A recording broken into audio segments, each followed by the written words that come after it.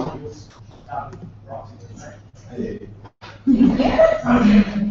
then you're going to go along over here. I'm Ashley Moore. I'm Trent's Foxy for tonight. Okay, great, thank you. And then Trent and Zach are both in Sacramento. They are actually just landed, so they'll come a little bit late.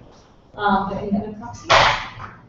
Okay, great. And then Danielle is going to be doing minutes via live stream as well. So that's so cool.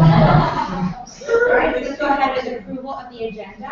Are there any amendments to the agenda? Yeah. Okay.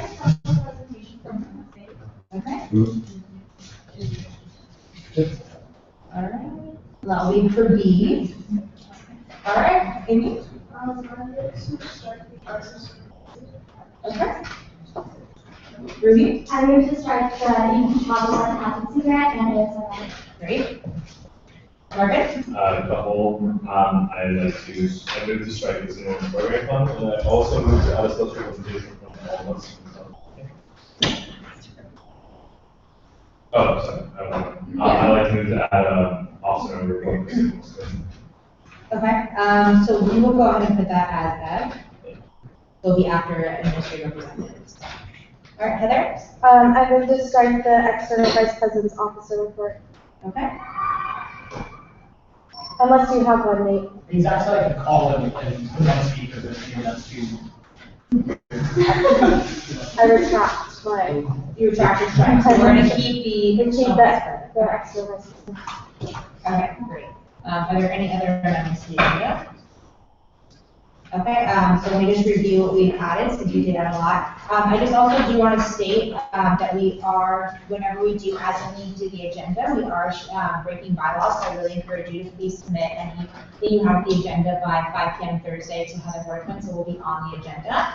Because we want to make sure that we are informing the public as well as really room about what is on the agenda, so people can come forward and hear, as well as make any public comment about anything that's added. So I really encourage you. I don't want to set a precedent that we're always adding stuff to the agenda. I really think it's a bad practice, and I think we should really try to get back to a month every day. Okay, so changes we've made. We added a special presentation by the Muslim Student Association for Part B. C, an All of Us campaign. Then we added an officer member report to the Student Wellness Commissioner. We struck the EP Tower Advocacy, ARC, ASRF, and Student Wellness Programming Fund. All right, second, entertain a motion to approve the agenda. Ariel? Motion to approve the agenda. Move. To approve the agenda, is there a second? Seconded by Ricky, so all those in favor, please raise your hand. 1, 2, 3, 4, 5, 6, 7, 8, 9, 10, 11, 12.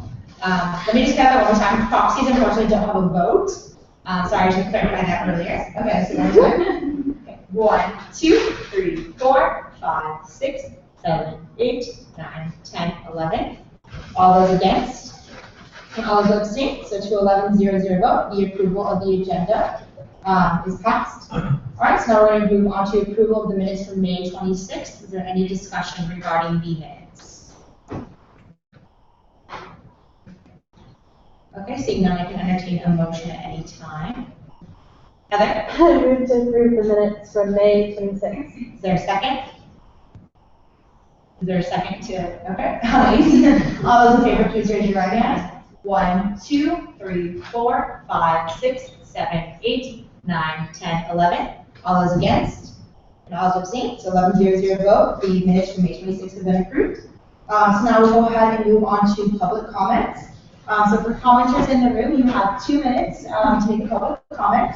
And then the first round of public comments will be audio only, and the second round will be audio and visual. So this is all for viewing live stream, which is available on YouTube. So the first round of public comments will be audio only. So we'll go ahead and start over here. Again, it's 2 minutes, I will be timing.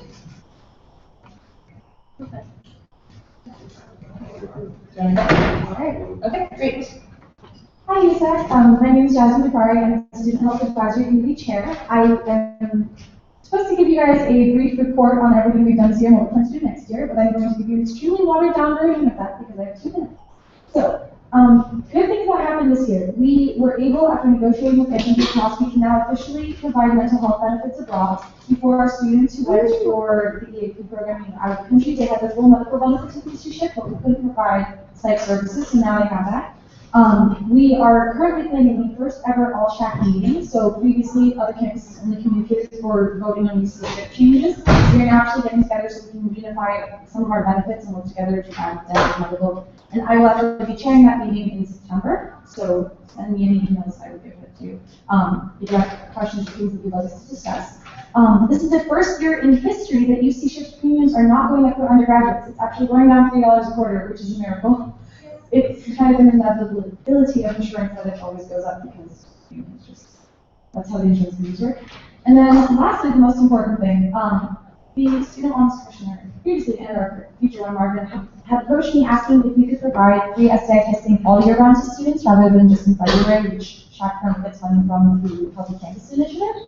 The cost is about $15,000 a month that we do it. However, as WC is interested in putting in some help, I will be contacting you guys again in the fall to actually work on a proposal for that. But we have submitted the proposal to ASH higher ups, and they're all for the program. It's just a question of funding because unfortunately, right now there's free testing for all students who have UC shift. But unfortunately, as you know, they attract students who don't have it and they don't get tested. So we want to provide that benefit, and we would love to get a ballpark commitment from you guys sometime in the next few months, so that we can start planning on how we can implement it so all students have free testing. We did add free HIV testing before the LGBT Center funded that, to have fans come onto campus to have anonymous testing, because as you know, if you have private insurance, your parents can't find out what test you've done at the ASH Center. That's fine, sorry. Sorry. Oh, excuse me. Thank you. Okay, great. So audio only. Okay, seeing no audio only, but anything over here. All right, great. We'll go ahead and turn on the video on the live stream. All right, so we'll then start over here. So this is going to be for audio and visual.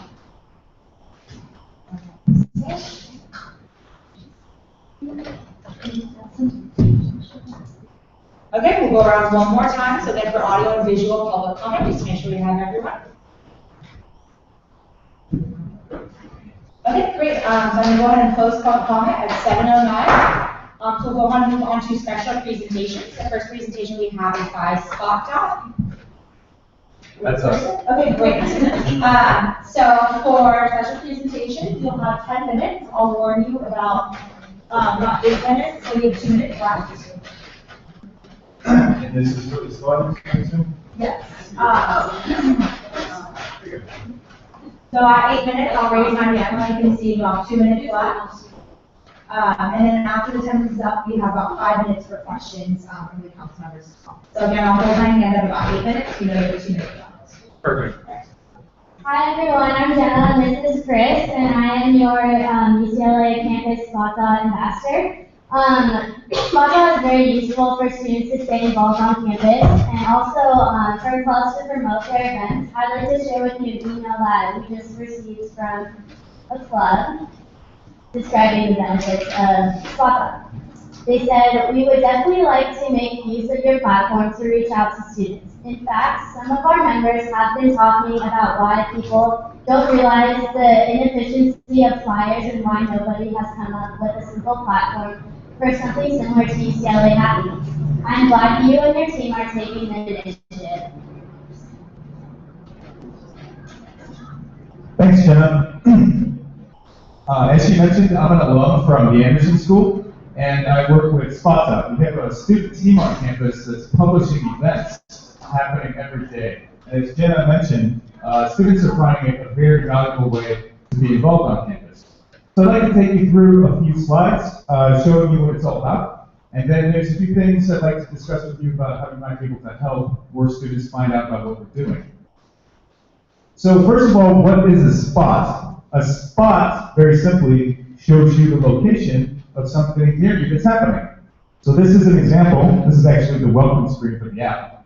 This is an example of what a spot might look like on your phone. It has a photo, and then you'll notice there's also a little thing that you can press that's going to open up a map, and you'll have the exact location for where that thing is happening. So it's a very useful tool.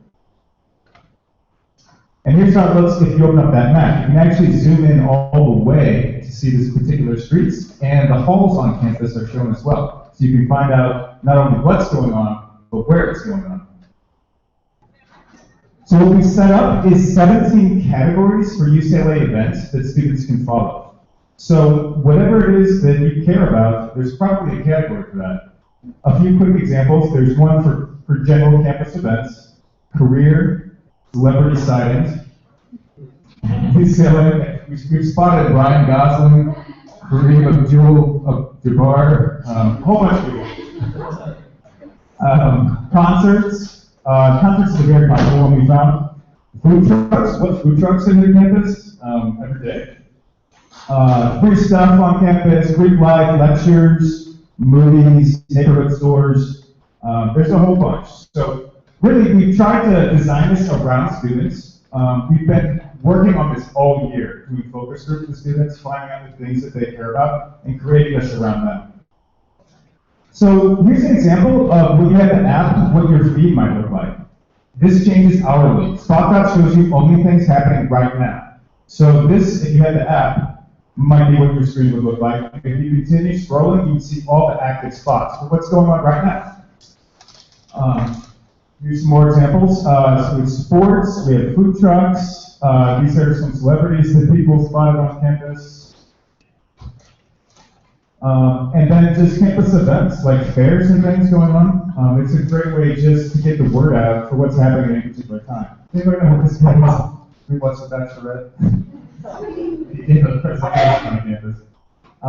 And there's movies all the time. I mean, it's fun stuff that students might miss out on if they just aren't able to keep up with everything. So this is a really great way for them to focus on their studies and let the app do the work of keeping track of all the fun stuff. So not only can students immediately subscribe to all the content that our student team is publishing, but they can also post their own events and things going on. If there's something that you're doing that you want to let the campus know about, that they might want to come and join you for, you can do that very easily. It's going to automatically use GPS to put your location in there. You just title it and add an image, and that's it. And you can follow friends who are spotting things just in the same way that I pointed out. And as Jenna read the email earlier, this is a great tool for clubs. I see clubs out there every day on Broom Walk, putting themselves out there and trying to promote things that they're doing and things that they care about. So this is a really great way to reach beyond just that little strip of campus and get this on a lot more people's radar if there's something that you care about and want to promote. This picture didn't download, but be active and then it's missing. This is just a few examples of what we've been doing on campus all year long. It's just getting out there, working with students. We've done some promotions with the Jazz Reggae Festival.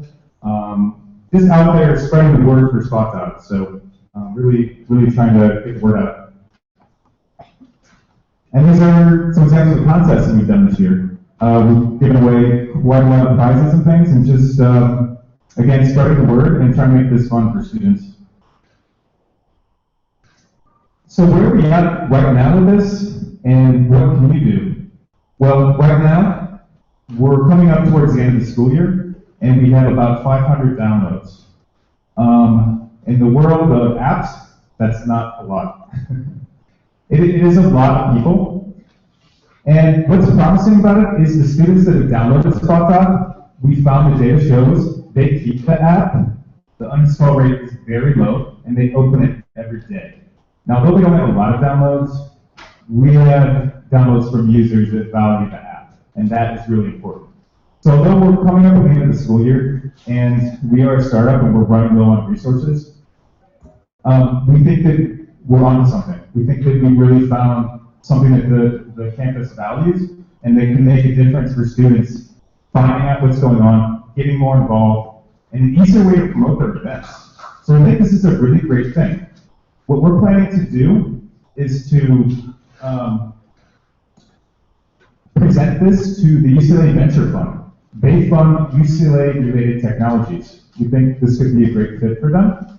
Over the summer, if we can get additional financing, we will come back in the fall and continue doing all the great things that we've been doing with the app and hire more students to help with it.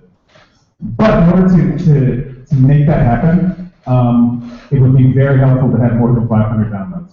So if you guys can do what you can to help spread the word, I think that this would be a really valuable thing for the campus. Basically, the students have put you guys in charge as their representatives, and they've kind of been voting with their phones by opening this app every day that they like it. So if you can help in any way that you can, I think it'd be really great for the campus. So what would help get some more downloads? We don't have a lot of time before the end of the year, but Jenna's passing around an email or a sheet. If you could put your name and email, I promise we won't spam you.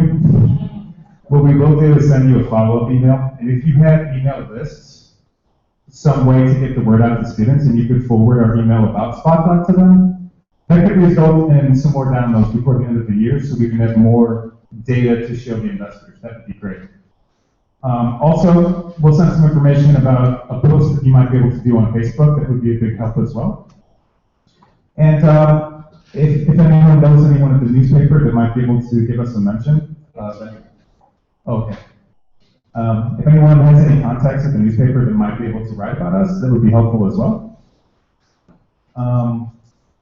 And also, if you guys would like to create accounts, that would be wonderful as well.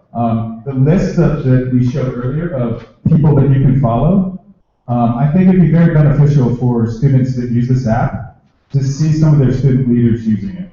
And if you guys have things that you want to promote, maybe you have a petition, or maybe you're campaigning to be reelected, you guys get to do more than one term. This would be a really way to promote yourselves. But really, it would be fantastic if you guys, and we can feature you on that list. So when people get the app, it has a list, sort of like Twitter, if you've seen who to follow, kind of featured people.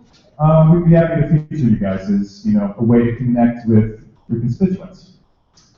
Anyway, that's pretty much it. Like I said, please put your email down, and we would follow up with you with any help that you can provide. It would be very much appreciated. Any questions? Thank you. So now we have 5 minutes for questions if anyone has any or comments. Okay. Well, I met with Chris last week and I downloaded the app, and I've been getting push notifications of all the really cool events that are happening on campus. And I like to think that I'm a pretty involved person and know a lot of things that are going on campus, but that you surprise me. Like there's been a lot of things that I didn't know. So it is really cool. It's really helpful, and I think that this is a platform to really reach a different audience that we don't necessarily engage with quite often. And it's a great way for students to feel connected to UCLA. That's really great to hear. And as an alum, I can vouch for how quickly the time goes by and you graduate, and being able to feel like you were aware of all the opportunities during your time on campus, I think is a great thing. So that's great to hear. I saw Amy. I think it's a wonderful thing. I was part of the JRF, so the information up to the JRF. My question is just how are you going to expand it further so it sort of becomes like a social media launch in terms of like people can discuss the event, so more students will be more excited to come out because they can read the comments and be like, wow, that's a really dope event. Yes, that's a great point.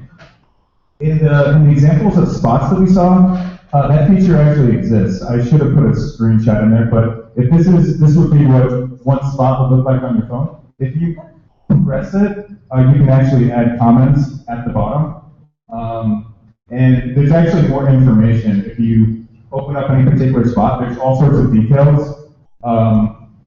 Ticket prices, we post the menu for the food trucks. There's a whole lot more information if you actually expand this view. But that's a great point, because that way people can be more involved, and you can like it, add comments. People can put in the comments if they're going to it, so you know like who's going and stuff like that. So yeah, there's a whole bunch more.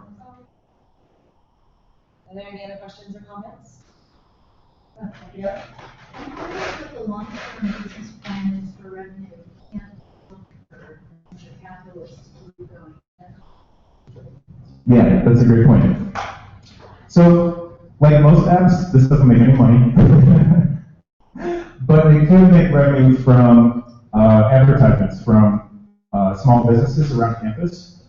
We've talked to a couple, like Diddy Reese and places like that. That's how most of the apps derive revenue. Particularly talking to Brew and Mobile, all of the UCLA owned apps do advertising from local businesses and places that they stick an ad in your name to make money. So what we found is I don't think that would have hurt the app if anyone started advertising because it would be so relevant. Like for example, if Diddy Reese ran a coupon, I don't think anyone would mind things like that. But there's also an opportunity where we might have the university take part ownership, and then they could make this part of their ad network as well, and direct revenue for the university as well. Any other questions? Ariel? I think this is an awesome idea, especially the feature where you can add in your own event. Because as you mentioned, like, we're all student leaders and we put on events with our offices, and this could be a great platform to just another foundation, another place where we can advertise our events and people can come out. So I think it's great. Yeah, thank you very much. And we don't expect it to take the place of, tools that clubs are currently using, like they might go on Facebook and Twitter. This is just one more thing when the event starts. Spot your event and get it out using one more method for what's happening right here, right now. It's just one more tool in the toolbox for clubs. Exactly. Any other questions or comments? Okay, thank you so much for coming. So round of applause.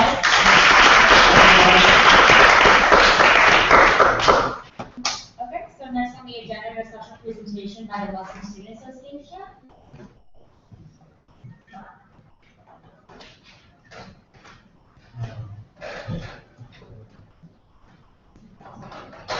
So you all will have 10 minutes. I'll raise my hand with the 2 and you have 2 minutes left. And then you can have 5 minutes for questions and comments. Thank you. Thank you. Hi, my name is Daman Kaur. This is my last year at UCLA. I'm a biophysics and angio major. I'm Shabib. I'm a second year here in the mechanical engineering major and the secretary of the Muslim Student Association. And we're here to represent the Muslim Student Association to you to share a little bit of knowledge on what we feel is relevant to Islamophobia, what it is, what causes it, what should we do about it, particularly in the context of 2 recent events that we want to use as kind of case studies. Also, just talk about Palestine. She can't speak right now, but she's so just wanted to share your Okay, so in past months, there have been a lot of instances in which highly prevalent among public discourse is the idea of free speech, and free speech with regard to drawing the Islamic Prophet Muhammad with the upon him. Is it acceptable? What should be the proper response to it? And so on. A few months ago, one response was the execution of the editorial board of the French satire magazine, Charlie Hebdo. Another response ended up in a shootout in Texas about a month ago between 2 people associated with ISIS and a policeman. The policeman was injured. The 2 ISIS-affiliated people were killed.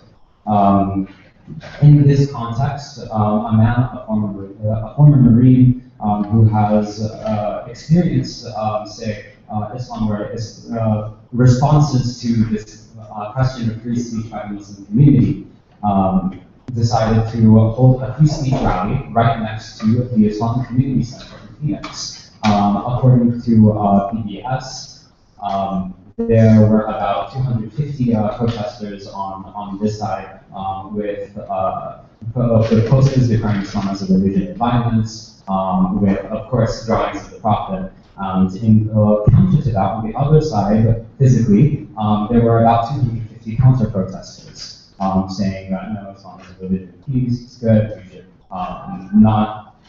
we should not be armed. By the way, the anti-Islam protesters were armed.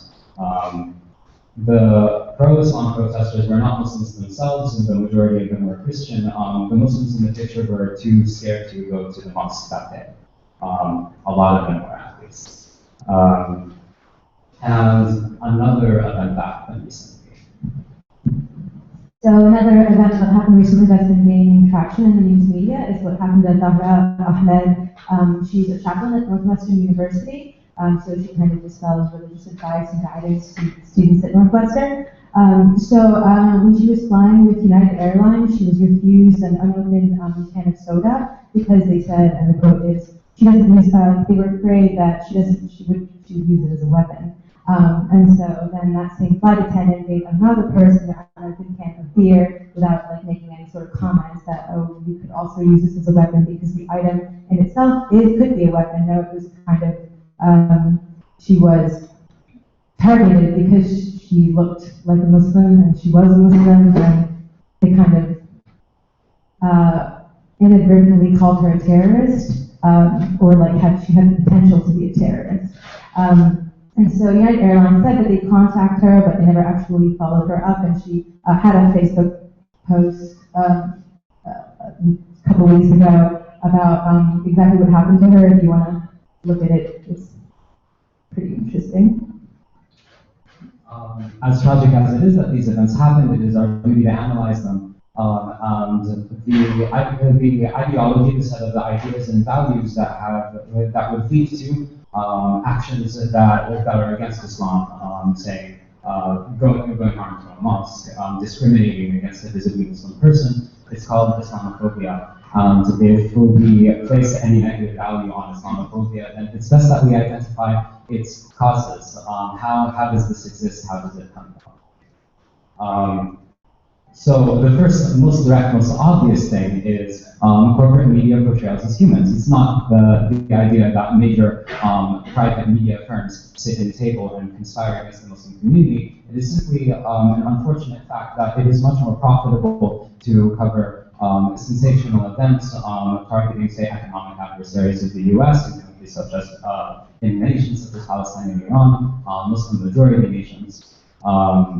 And portray Muslims in this light in the stead of, say, portraying the American Muslim experience, something that has been a bit lacking in, say, public discourse in American cultural ideas. What this all falls under, what this is a necessary effect of, is something called imperialism. A mode of production that is defined by the concentration of capital and finance and the development of the economy to the point where, in order to sustain oneself, one must look for resources outside of one's own borders.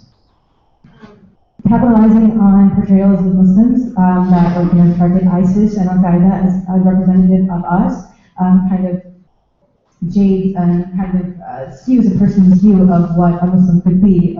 Muslim is also someone who lives here, who could be your neighbor, who goes to this school, but that's kind of not what you think about. So having a disproportionately higher focus on Muslims as portrayed in these media that are like radical kind of ostracizes our experience as well.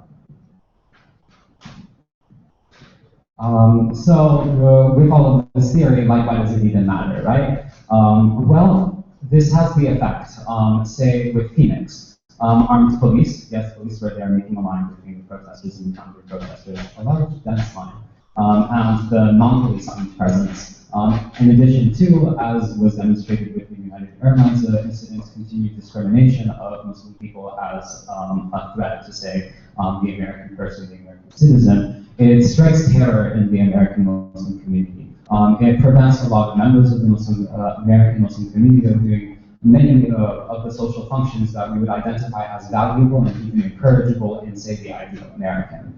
Not only do these national effects kind of like reverberate down to right here at UCLA, we all hold these effects, but other recent events also kind of heighten the stakes for us as university students at UCLA.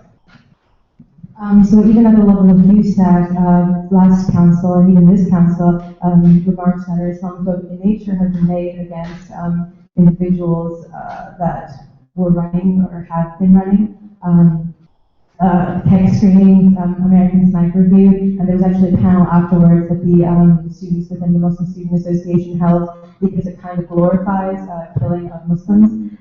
It kind of just like creates this dichotomy between the person you're okay, it's okay to kill this person, that looks like this, that looks like us, that could look like one of you guys.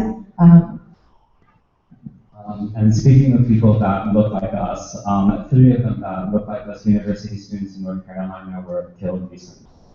This is a fact that has been hanging over our heads ever since. 2 minutes. Thank you. Because of all this, we emphasize and argue for our need for inter-community solidarity. There's an inherent value in understanding different worldviews and paradigms. If communities come together and learn from each other, we would be able to gain the knowledge that is required to overcome all of these problems.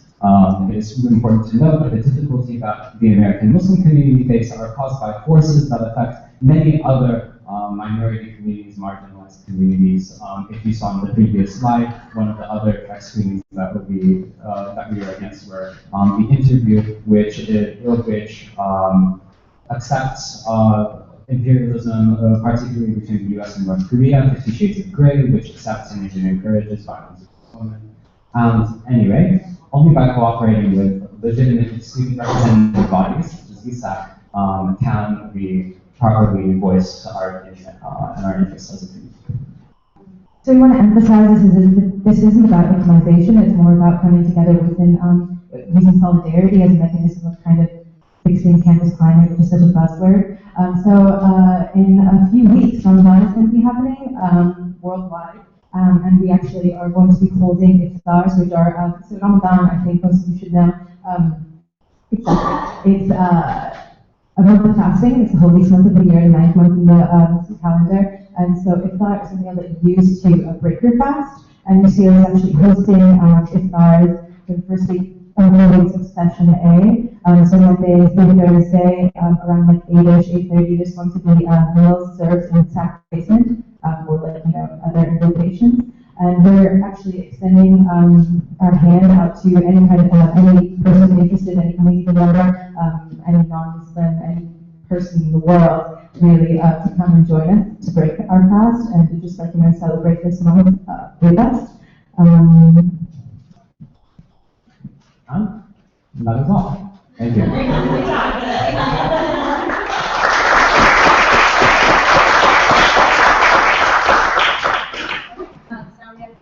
For any comments or questions anyone has? Lori? So, thank you for your presentation. What are the dates of the? So it begins June 22nd, which is also the first day of summer school, I believe. Yeah. And so that Monday through that Thursday is going to be meals held, and then next week Monday through Thursday as well. And so we also have calendars, flyers going out that emphasize all these events. I mean, if that app is working, then get the word out there. So yeah, it's just for voting. To July 16th is the invitation. I have a couple other comments, all right? So I really want to thank you for your presentation. What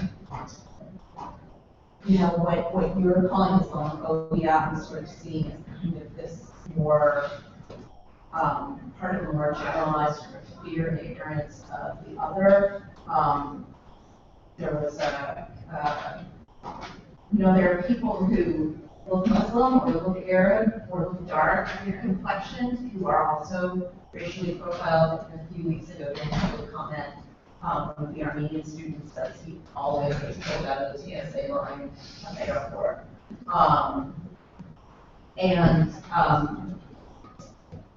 I'm Jewish. My mother is from Egypt, so I grew up in a Muslim country. It has a lot of what I would consider like Muslim and Arab kind of cultural traits. And when she and her family first came to the United States, they did not speak Arabic in public. They had accents. People asked where they were from. It was in France, which became funny when the Coneheads was on part of Saturday Night Live.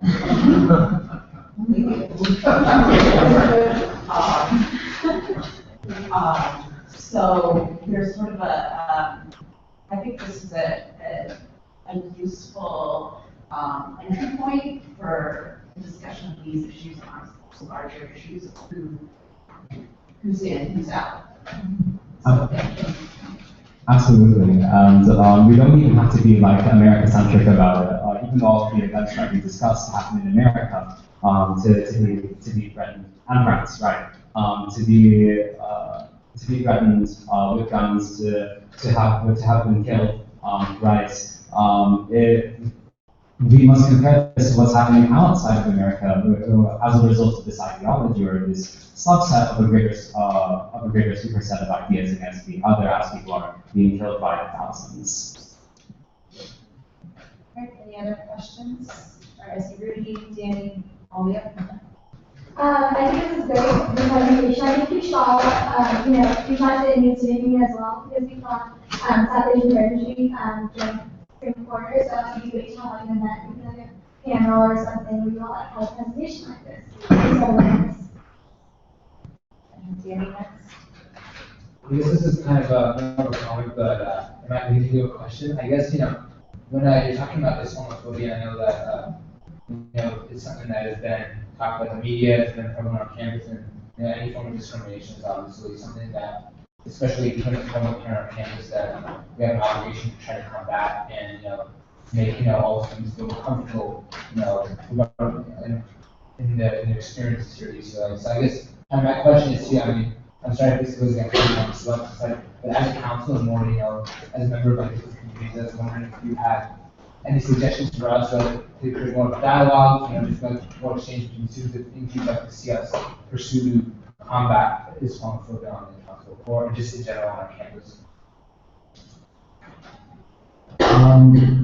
The purpose of this presentation was educational and indirectly, an indirect form of education. It does not say education straight to a call to action. Say the call to action is please attend our Ramadan class. But also to be able to develop a mindset that can be able to navigate whatever issues will be presented to USAC that involves the Muslim community, that involves any other within a capital O community. Critically, I know that when we had a vigil for the Chapel Hill shootings, there was a lot of solidarity with the USAC and the NSA. I think Avi spoke. Yes, he did. Okay. I just can't remember properly. But yeah, so that was really great. There's a guy up there who tells people that they're going to hell if they're not a certain religion, and I'm sure we've all been talked to about by him.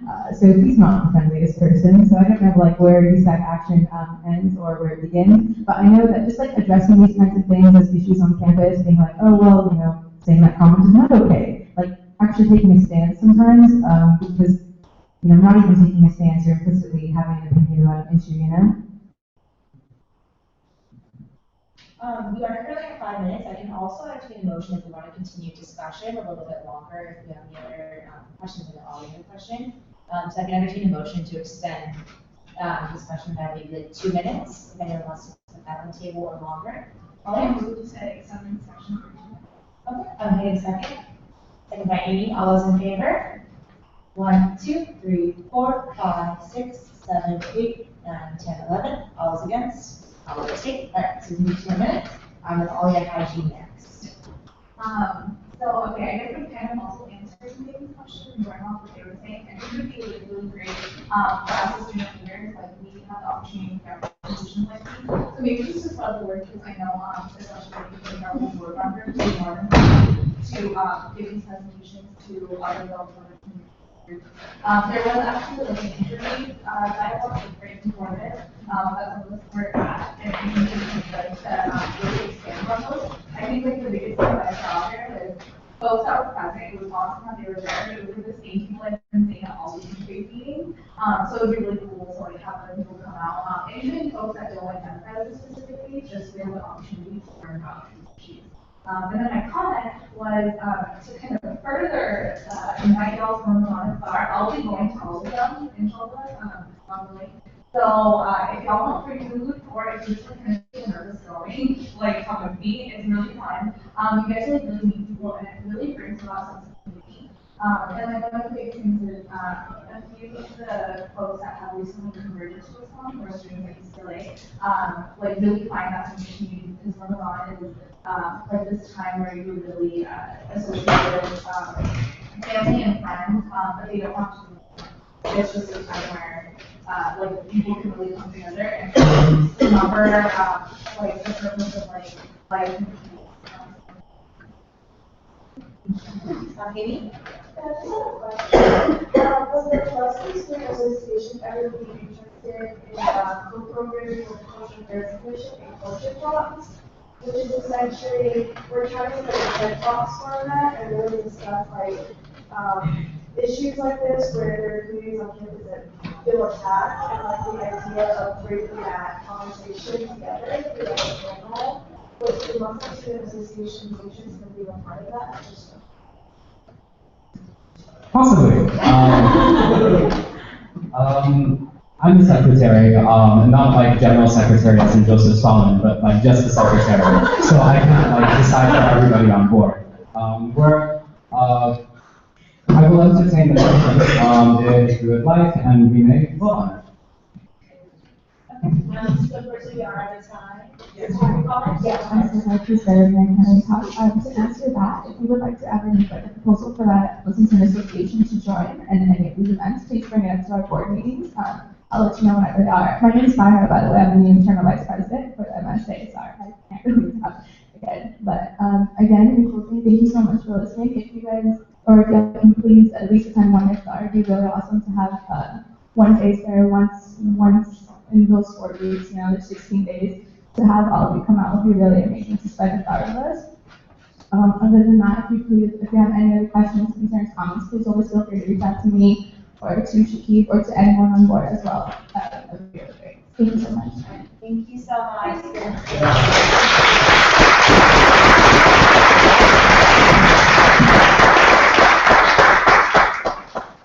So welcome back to Trent.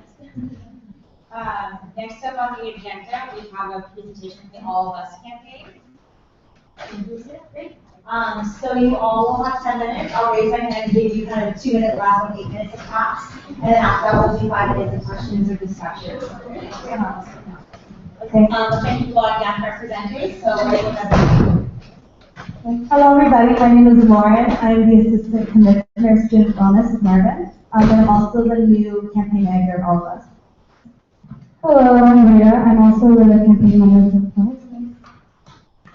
Okay, so last week Rachel came and talked to you about All of Us, so hopefully you all know about like the general idea of what we do and why we operate on campus. Just really quick brief overview is we're a campaign founded by Office of President Student Wellness Commission last year, and we're here to revitalize mental health. Obviously, there are orgs here already doing stuff like that. There's NAMI, there's Active Minds, there's Mental Health Initiative, and all sorts of other orgs, but we're here to really outreach to communities that don't that don't discuss mental health, to communities that don't even know about these resources first of all, and to students not involved in communities in the first place. So our vision right now is bringing resources from CAS and other mental health organizations to the student body, facilitating conversation between mental health boards and the larger UCLA community, and also, really this year what we're trying to emphasize is our advocacy. We work on 3-pronged basis, where it's education, awareness, and advocacy. And this year we're really trying to work on advocacy to help with Zach's office and other offices, hopefully. We want to make sure that advocating for mental health resources, not only on a campus-wide level, but local, statewide, and national level. There is obviously multiple reasons, but one is we can, as all of you, to admit that, we go to CAPS, but then we don't have space for everyone, or there's people who come say we have to wait 3 months for our next appointment, so there has to be more structural change, rather than me holding an event talking about why mental health is important. So, for what council can do, So just a brief show of hands, if you're interested in having your office involved with all of us, and just see. Great. So we really highly recommend that the become an all-council initiative. I know last year it was an all-council initiative. It was actually really good offices for the most part. So we really want to stress to every single office. And so what we ask is that you provide us with a liaison, or local liaisons if you wish. And what this person is we will have, through advocacy locally, extend to every organization on campus and ask if your goals align with the goals of all of us, or you'd like to involve with all of us, or at least have someone in your organization so they provide resources to your organization, then you send us a liaison as well. So we hope to collect the liaisons around many different demographics on campus so that they can all be properly trained, so that they can become a resource in their private campus. And so to be a liaison, we only have to attend 3 of our meetings per quarter. We have meetings every week, and we also have a liaison meeting with the liaison director, so we can just be more specialized. And what a liaison can do is, if your office or your organization wants to program with all of us, you can more easily do that. The process is streamlined. If you need something, you have a new want or you need for mental health issues on campus that we are not addressing currently, then that is a way for us to get the information. So for example, each office, mental health is such a multifaceted issue, and each office represents those different issues. Like transfer community, you can help talk about mental health transfer students. Financial, you can talk about financial concerns actually a huge part in mental issues. So all of these offices can be a huge part in for mental health, which is why we ask for liaisons, and that's what we want. That's what we want this all council initiative. So all of us can really work together and make mental the priority for USAC and UCLA. Does that make sense? How do you make push for this? Can we vote on this? Special presentation. Okay. Mark wants to make a resolution of sponsors. Do that. Get official, all of us admin. Yeah. Okay, everyone is sponsored. All of us. Yeah. Well, awesome. And yeah. Wait, finish the presentation. Yeah. Oh, yeah. Just a heads up, we are sending out applications for our course. So we hope that other offices who are interested in becoming involved with all of us apply for our core. We have certain positions such as marketing, liaison director, but we also have as a general staff member. And we really want to emphasize that this is not something that you can go to and then dip out after a while. This is going to be an all-year thing next year. We really plan on seeing this through the whole entire way and farther in the future as well. And so those applications are going out this weekend, hopefully, and then they'll be due around the 21st. And we'll also be recruiting in the fall as well. And last but not least, this week we're having all the photo campaign to culminate made as a mental health awareness month. So the pictures are up, the stories are up, but I know some of you may have not heard them. So if any of you want to share your story, your own personal story with mental health, and all of you do have mental health, trust me on that. You're welcome to share a story, a picture. Just send it to all of us up here that you feel like to mentally send it. And that's it. Great. Thank you so much.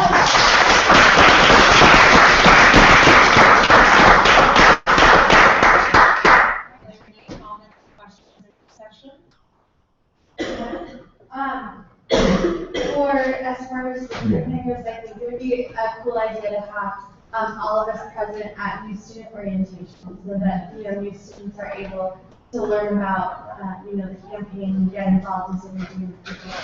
That might be a good opportunity to advertise the fall recruitment process that you're doing. And also, we sent out a how-to guide to student organizations during Zero Week of Fall Quarter. So if you want to include ways to get involved in the All of Us campaign and what All of Us is about, then the resources that you provide, I can add that to the how-to guide. Yeah. Really? Yeah, so remember that we had a liaison from each office, she can get some messages a person, or would you think for those of you that?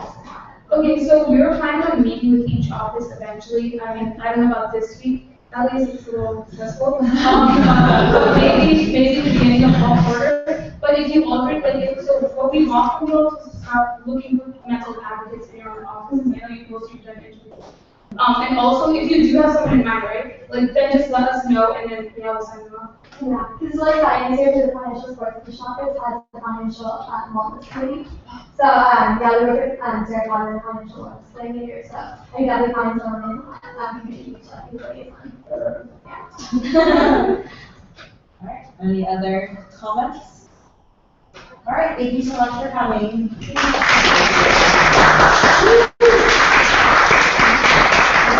Okay, so now we'll move on to our first appointment of the year.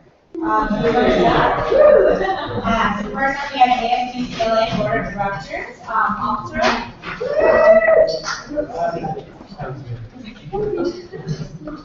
Okay.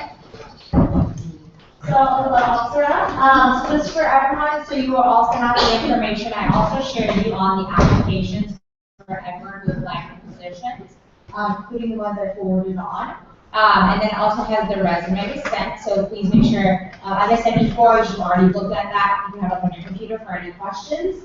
And then I wanted Heather to speak just really quickly briefly about ARC, what ARC did and how the process works, just so we can all be informed. Right, so the way ARC works is Heather Rosen receives all of the applicants, and then she selects who she would like to appoint for the position. She forwards that information, their applications and their resume to ARC, and then I have to convene ARC within the week of receiving that initial email. So we met last Wednesday, I believe.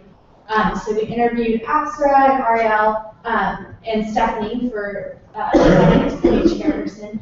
And they each had about like 15 minutes each in their interview. I shared you on the document the ARC questions with their responses as well as the recommendation notes. And it has the vote in there as well, so you can look at that. And you can read that information with your discussion. Right. Okay. So how the process works is you're going to have 1 minute for an introduction, followed by 5 minutes for questions that you have, and then 1 minute for closing. And then after that, in years past, the applicant would step out of the room. However, because we do a live stream, the applicant can just watch on live stream. So I think it's more appropriate the applicant stay in the room if the applicant is comfortable in doing so. They always have the option to leave. But this is kind of something I talked a little bit to Dr. Miller about, but the idea of having the applicant stay in the room since of the discussion, they can just watch it anyway. So they will be present in the room if they feel comfortable doing so. And then at that point, Heather will read the ARC recommendations and everything, so we can have that all during their discussion after the presentation. So I'll go ahead and time you, so you have 1 minute for your introduction. Hello everyone, my name is Elsa Pereira. I'm a second year environmental science student at the Concentration in Systems and Society. This past year, I served as the Sustainability Outreach Director for the USAC Facilities Commission, team lead representative for my Canyon Point and residential house, and the director of the community project teams in UCLA.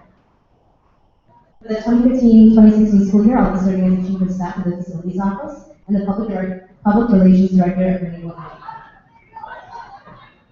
My vision for my term as an undergraduate student representative of the ASUCLA Board of Directors is one that is centered around sustainability. I believe that many of the aspects of ASUCLA can be tied back to sustainability, and I hope to make that one of the focuses for the Board of Directors. I realize that these issues are like meeting the zero waste by 2020 goal are more complex than meets the eye, but I'm confident in my capabilities to dive into this position and fully commit to learning all the intricacies of associate students UCLA. As a world-class university, UCLA has the potential to set a standard of sustainable excellence, and I hope to be part of that process. Thank you, and I look forward to hearing your questions. Thank you very much. So I'm going to set my clock again for 5 minutes. So please ask me questions in the chat. So are there any questions for Victor? Danny? Hi, Victor. I guess my question for you would be kind of just like an overall, like thinking about ASU Board of Directors, it's such an important position, really having so many different experiences that to equip you for tackling these challenges that so many different students at our school. So kind of my question is on the lines is, maybe can you describe just like an experience or some situation you're in where, I guess maybe like you didn't really have the knowledge or like really like the institutional experience or something, and then you had to be in that situation, you still managed, be successful and like get out of that. And maybe kind of just go off of that. So this experience is not from just like, just some like what situation you were in, or like, or maybe you didn't have like the knowledge, the time you to kind of like think on your feet and kind of just quickly like figure out something? So the past 2 summers, as soon as I graduated from high school, I was marketing at PennyMac. It's a home loan servicing company. And as somebody who's an environmental science major, that literally has nothing to do with what I want to do for the rest of my life. Home loan servicing and mortgages. So I had to learn how to market this product. I was literally the youngest person in the entire company, everybody ranging from 30 up. And I had to be fully immersed in this, ready to market a product that I would use for the next 5 to 10 years probably. And working with the CEO and other executives of the company, people from the financial department of this company we serve, the customer service department, helping them bring in more revenue. And I've actually, one of the projects that I spearheaded is actually still going on today. One of the things that I did was paperless processing, helping them convert from paper documents to all online documents. Some other things that we did to kind of make phone calls more exciting for customer service. We take movies and kind of help the workers, because workers like to do these things too, get more excited about work. So one of the things I called Cherry Potter that I believe that's implemented this summer. The Hungry Games, something that was implemented the past couple months. All kind of fun projects for them to do, and they're still being implemented now. Are there any other questions? Jeff? So how do you see yourself bringing like a South campus, you also chief of staff of facilities commission manager, kind of that kind of sustainability perspective to the ACCI board of directors if you get that position? So should I get this position, this is really what I want to focus on. I think that sustainability is connected to literally everything that ACCI handles, and it's directly. I think my work in the Facilities Commission as Chief of Staff will only make me be more efficient with my work in the ACC Board of Directors, dealing with a lot of the same things. One of Ian's conference, I believe, was UCLA University. What I'm the Chief of Staff, and I don't even know where you're from.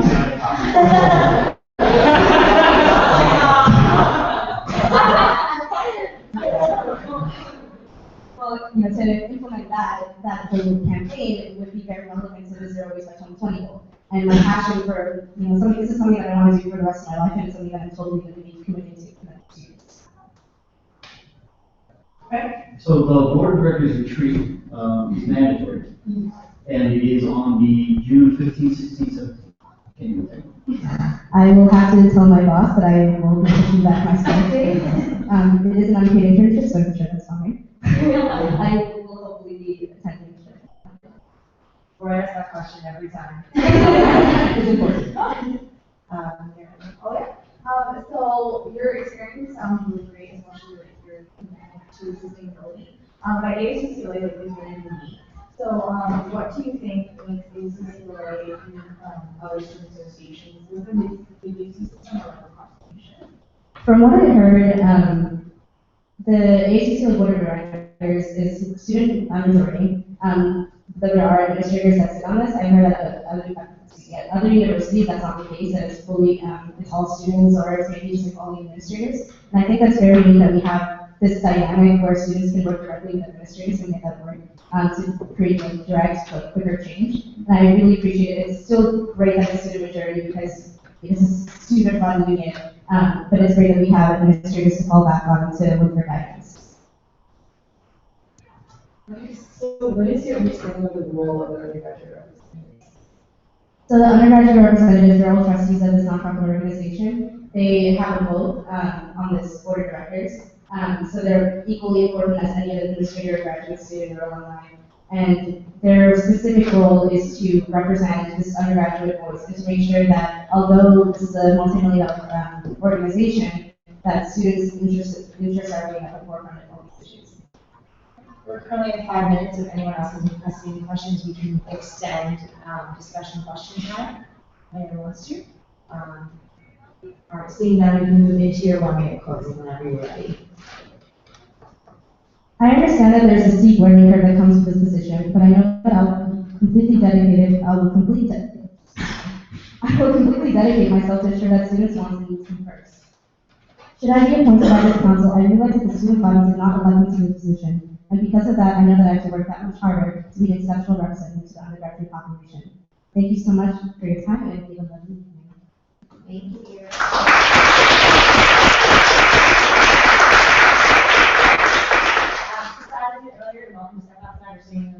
feel more comfortable. Will I make everybody else feel awkward if I stay?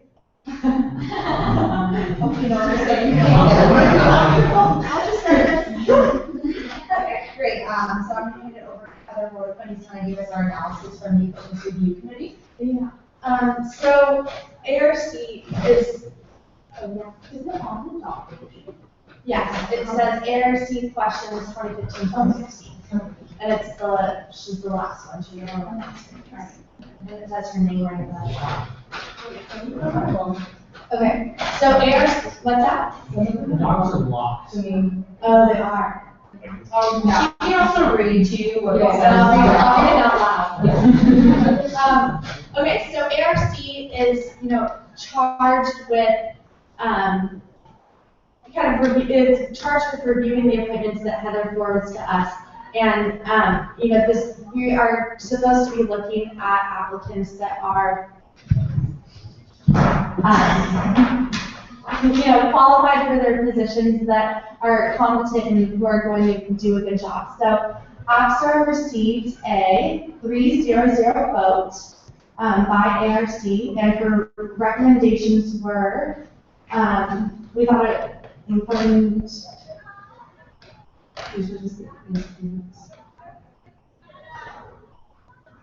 Okay, that she had, what?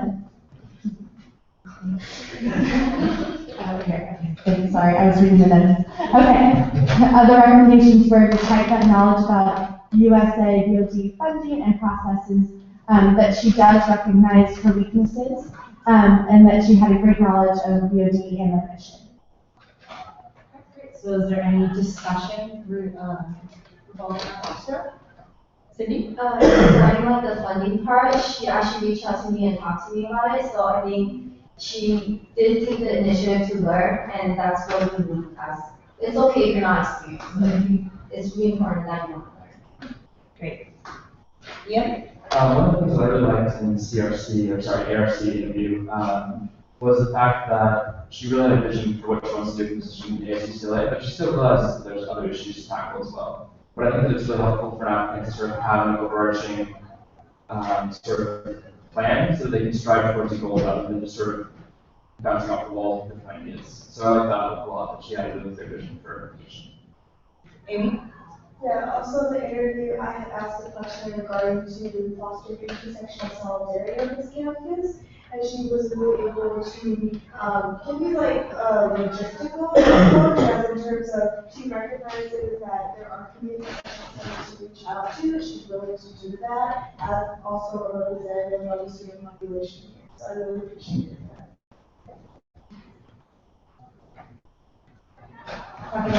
Is this the voting or the alternate member? So this will be the voting member, and then the next one on Thursday will be the alternate. So right now, currently, the way it's set up, we have 4 appointments, 3 are voting, 1 is alternate. So currently today, Joseph is the alternate, and then as kind of Roy had said and precedent, that member will step up to a full voting member since they've been on it for a year, and then someone else will step in as another alternate. And so our next applicant will be the alternate, so this will be the full voting member. Okay.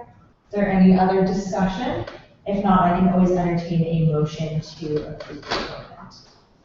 I move to approve the appointment. Okay, can you say her name? I'm sorry. 4. I don't know what your last name was. Thank you. For 4. For ACCL Board of Directors. Full voting member, yes. All right. Is there a second?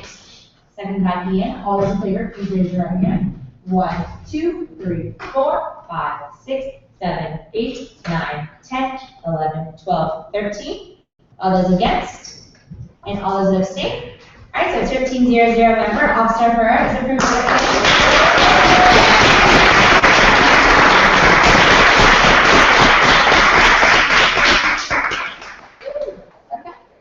So next up will be Ariel Thursday, and this will be for the alternate voting member for ASUCLA Board of Directors. Okay, so just a reminder, you will have 1 minute for your opening, followed by 5 minutes of questions from the council, and then 1 minute for closing, and then we'll go into discussion. Hi, my name is Ariel Alamo Tarzada, and I stand before you tonight in hopes of being appointed to the ASUCLA Board of Directors. I believe myself to be a natural-born leader. Not because I have a loud voice, not because I'm very tall, but because I have a vision. A vision that is informed by curiosity about the world and a readiness to find my place within it. And I believe that place to be the ASUCLA Board of Directors. My 3 visions for the BOD are as follows. Increasing accessibility for board and its programs, reassessing priorities in regards to space allocation, and addressing sustainability of course materials here at UCLA. As a new student this year, I sought to actively contribute to the greater UCLA community and engage as many communities as I could. I experienced my most formative opportunities in the conversations I had with my fellow students, listening to their stories, understanding their struggles, and working together to address our collective concerns. I thank you all for your time. I also have a bit of a plan here. I hope we're printed out enough for everyone. It's a list of my goals of things I hope to achieve in my tenure, hopefully as DOT, and I would love to talk about them. And if you have any questions, please take a moment to look at them. And looking forward to discussing them with you. All right, thank you so much. All right, so we'll move on to questions as we pass that out. So any questions? Ricky? Hi, so what do you think is the biggest challenge that you see for the schools? It's a great question. So actually last Friday I had the opportunity to sit in on a BOD meeting, which I think really illuminated a lot of things for me. I recognize that the communications board budget is a point of contention and it's an important discussion item that's going to be addressed. And the conversations I've had with Carter Halbrecht, who's one of the undergraduate representatives, and also sits in the finance committee, we've talked about the complexities of that, and I'm looking forward, both as someone who's been on the communication side of it, as a writer for the Jewish News Magazine, but also as a member of the board of directors, working with both communities to ensure that the communications and student media on this campus needs are met, but also in a way that's efficient and most suitable for the board. Any other questions? Roy? On the subject of the board, are you able to?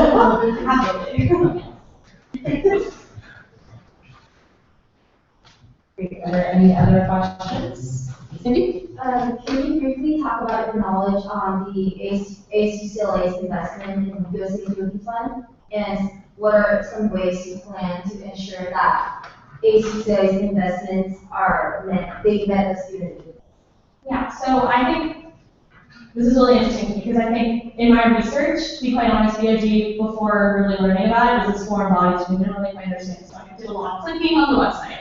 And that's something that I do also want to address in saying that I really do think BOD should be more accessible to the average student so that more concise ways. I know Carly and I spoke about this too, more infographics. I think those are the most accessible way to show students certain things. But I do think, in my understanding of the board, there's the 5-year plan that comes through every time. It goes through the financial committee, and that goes through that BOD funds for different parts of this board, and that constitutes the Undergraduate Student Association, Graduate Student Association, Student Media, and Services and Enterprises. And it's important to meet with members of each of those groups to ensure that all their needs are being met. I do also want to be very open in saying that I don't know all the ins and outs of how finances. I have actively reached out to members of the board to ensure that I do know these things.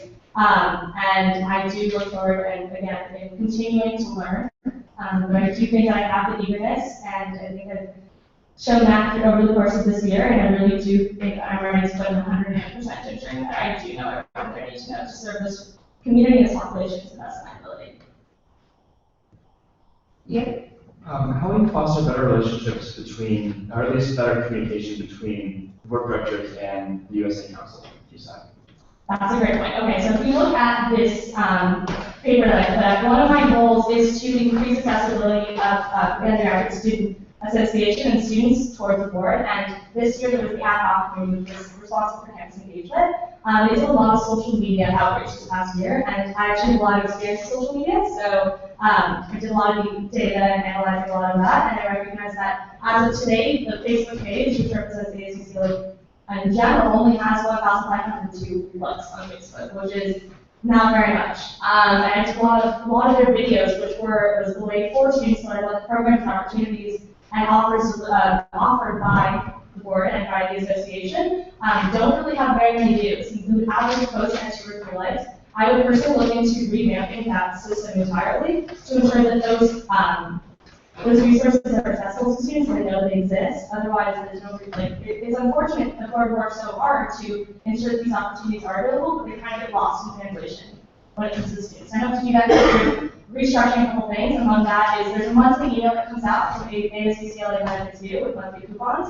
I would hope to, rather than sending that out as an email, structure that out to have one coupon on our Facebook page to ensure that students are constantly checking that page for updates. Hopefully it'll also bring more traffic to the UCLA store and other enterprises on this campus. And in addition to that, as a writer, I think it's very important to have open communication for the sake of transparency. I would hope to craft along with the board members very different op-eds throughout the process to ensure the student voice is heard, ensure that the students' needs are addressed, and hopefully in that way, the students will feel like the board really does represent them and is more accessible to them. And to ensure that students will actually also know when the board meets so they can come in public comment. Because I know the meeting that I went to, there were no students there in the gym. We're currently approaching 5 minutes, so if you have any more pressing issues, I can extend that time if you want to entertain a motion for that. If not, we can move into the closing. Amy? Just to accept Okay, do you want to do a 1 minute extension? All right, can I get a second? And then all those in favor? 1, 2, 3, 4, 5, 6, 7, 8, 9, 10, 11, 12, 13. Those against? Those abstaining? All right, so you have 1 more minute. So, I noticed on the form here that you had given us that you said, and I quote, according to Daily Bruin, Roy Center Legacy Room is available to students upon request. What is your commentary on, like, personally having tried to book that room itself? It actually takes a month's waiting list. How would you work to mitigate that problem? So that's a great point. So I would try to work directly with the board, but what my the idea that I had here was to really work with the board to allocate a different space that isn't necessarily in the rooms. I know it is very inaccessible for students. And I really do, I know this past year, the former USAC passed a resolution really advocating for an interfaith dialogue, non-denominational prayer space, which I really do think should also function as an interfaith dialogue space. It's something that's really important to me as a person. And I think that I will work to ensure that that is a priority and to really advocate on behalf of that. But I do think it's something that our campus really does need, and I think it will alleviate some of the tensions that do exist. Thank you. So I want to move into your closing. The most important question that I was asked leading up to tonight was what made me uniquely qualified to be appointed to this board. The truth is, no 19-year-old is adequately equipped to be a trustee of a multi-million-dollar nonprofit. However, I do believe my two greatest strengths to be my willingness to admit that I don't have all the answers, and my readiness to actively work to ensure that I do put up those answers. While you can teach a person the ins and outs of finance and management, you cannot teach a person passion and love for the greatest university on earth and a true desire to commit the next 2 years of their life to it. I am ready to commit all of my being to ensuring that I represent the undergraduate population here at UCLA as a member of the board of directors to the best of my ability. And with your help, I hope to institutionalize change that will last all of our 10 years here as student leaders on this campus. Thank you. Thank you so much. Okay, so I'm going over to Heather to read her ARC recommendation. Okay. So she received a 2-1-0 vote, and her recommendations were to tighten up knowledge about VOD funding, have more clear of a vision of what initiatives she would like to work on for VOD, and put more of a heavy emphasis on those goals, and worried about time commitment because of her leadership positions. All right, great. Does anyone have any questions? Zach? Yes. So I was not part of the appointment process, so I can't speak to the experience of the appointment review committee. But in general, I've had board of directors positions before. The reason that these boards are typically made of community stakeholders and not, for instance, professionals that are running the company is because board of directors positions often require sound judgment given what's and knowing Ariel personally as a friend, I've reached out to her many times for her judgment on issues ranging from trivial to the incredibly serious and critical. And I just would put forth to the council that, of anyone that I've seen in these situations are well with some instruction, I trust, all along. So I emphatically endorse her appointment, and I advise the board to appoint her. I wanted a point of clarification in regards to the 210 vote versus like a 300. Was it just because of her, leadership roles in other organizations? We felt like she can dedicate a lot of time, or was it really for that 210?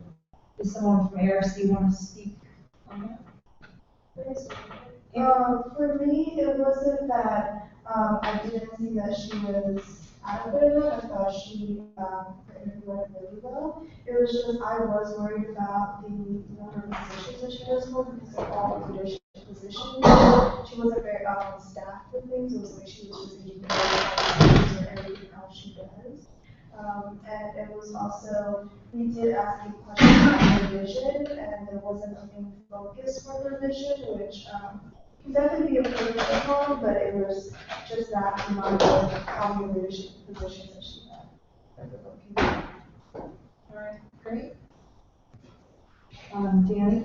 I guess just kind of reading over what I want to take on this, like running over what I've heard, Ariel's kind of proposals and stuff. But it really stuck out to me something that is like for me personally that I appreciated was talking about social media, because like someone like I've been involved in a lot of different student groups on campus, and even like before I came to UCLA, like I know like how important social media is, like being creating like a larger market, and a lot of the consumer based for your products, and like really saying like laying out a plan for social media, like the statistics and stuff, and like it shows to me that she's like done her research into this, and I know it's something that's really important going forward, and I just really commend that part of her application, and I think there's something that could really be useful to the entire association going forward. Ian? I think since this year's TV interview, definitely she took recommendations to heart. Sorry, Eric. Anyway, she took recommendations to heart, and it's pretty obvious that she has a very detailed vision now for the position that she's seeking. And as for time commitment, I think that we've seen other people who've been involved in board of directors like St. Joseph, who ran for office and still managed to do a good job from what I've heard. So I do trust that Ariel, it's obvious that her passion is there and that she'll be able to really devote herself to this position and all the positions that she's in. I think that there's some people who really just are able to excel and manage the time very efficiently, and I think she's one of those people. So I'm excited to see what she can do. Just to further add on to what Ian said in regards to the number of leadership positions she has, if that's a problem, I think that's a very good problem to have. And I've had the pleasure of knowing Ariel for a very long time. First I'd like to say she has a very wonderful name, it's very beautiful. Also, I've got, over the course of many years I've gotten to know her, I've seen the passion and drive she puts into everything that she does. And it's no surprise to me that she has a number of leadership positions that she does. And I feel that there's no better person for this job than Ariel. Yeah, that's all to say that I think that it speaks to the sheer amount of talent she brings as just a young freshman. And that means that with 2 years to grow, there's a question that she'll be incredibly successful. And with that, I move to approve the appointment of Ariel. Board of directors, all. Yes, can I get a second? Second by Heather. All those in favor, please raise your hand. 1, 2, 3, 4, 5, 6, 7, 8, 9, 10, 11, 12, 13. Those against and those that abstain. So to a 13-0-0 vote, Ariel Farzadeh is approved for ASC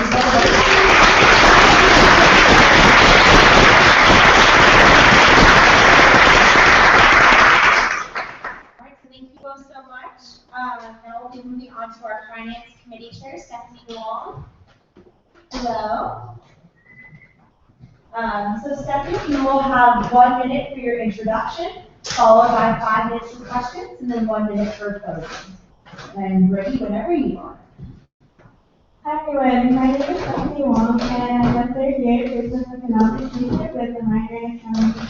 I'm here before you today because I applied to the position of Finance Committee Chair to To be honest, 2 years ago, when I joined social media, I had no idea I would be in this position, speaking before you all. But I've been a member of my first 2 years in the parent committee, and I worked under Cindy this year as vice chair. I just really developed a passion for, as corny as it sounds, funding, because I realize how important it is on this campus. I see the impact it has on every single student group, and every single student, because we contribute fees every quarter to all of these 20 plus funds under UCLA. And I just really hope that my passion for this comes through tonight, to have to answer any questions or things. All right, thank you so much. So then we have 5 minutes for questions. So, what is your summer availability? I will be here all summer. I'll be interning, but I know a lot of the meetings are nighttime, so my summer availability for nighttime is pretty much always free. I'll also be here until mid-August. I'm an out-of-state student, so I plan to go back home in September, but if I can't, then, well, I'll work around it. Oh, yeah. What are some of the big problems that you see with students experiencing their accessibility to funding and finances, and then how do you guys go over that? Accessibility-wise, I think we've done a better job of making sure that student organizations know about the funding sources. There's a growing number of applications and a growing number of registered student groups. Right now we have over 1,000, and before it was a few years ago, it was only like 800. So that just goes to show that there's more accessibility. However, it's kind of diluted since there's inflation and there are more student groups applying. I think the bigger problem is the fact that student groups are allocated, however, they don't always spend those funds. A lot of times there's problems with them knowing how to fill out requisition forms and all of that, and so I really want to bridge that gap. I want to make sure that when they're allocated, they know that they need at least a month's time to fund their events and fill out the requisition forms so they can actually access their. Any other questions? Okay, seeing none, you can go into your closing whenever you're ready. So 1 minute for your closing. I just wanted to say thank you so much for having me here tonight. I want to assure you that I do not have any conflict of interest in applying for this position. I came here to UCLA without any ties to the university, and the finance committee was one of the first things that I joined. I understand the importance and how crucial it is for anyone, any member, or leader within a funding body in general to remain completely neutral. And since I understand that, since I've worked within the committee in the past, I can assure you that I will maintain that neutrality throughout my tenure as a person. Thank you. Thank you so much.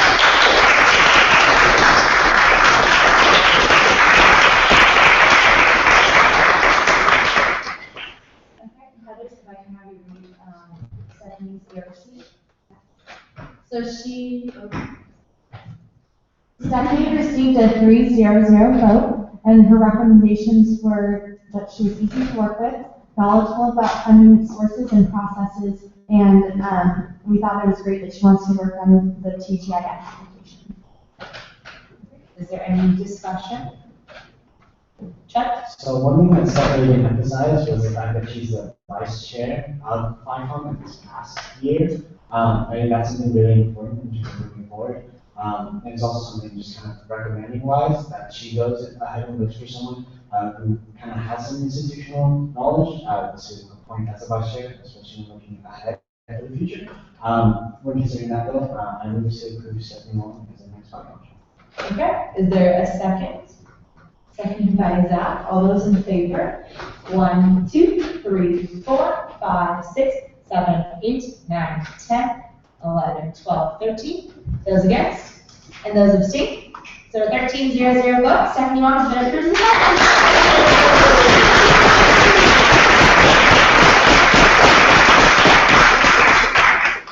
the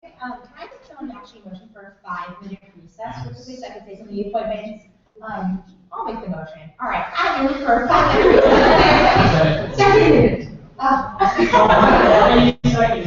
Okay, stand by all ladies. All those in favor, please raise your hand. 1, 2, 3, 4, 5, 6, 7, 8, 9, 10, 11, 12, 13. All right, thank you so much for coming.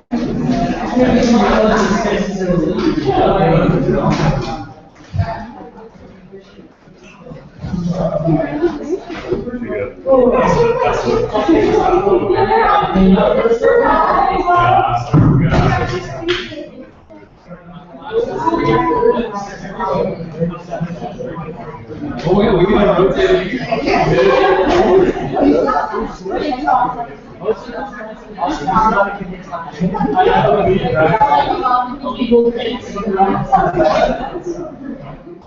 Congratulations.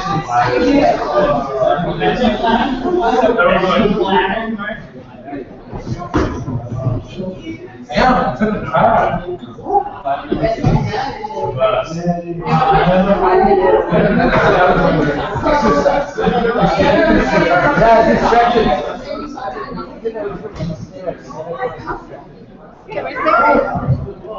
Yeah.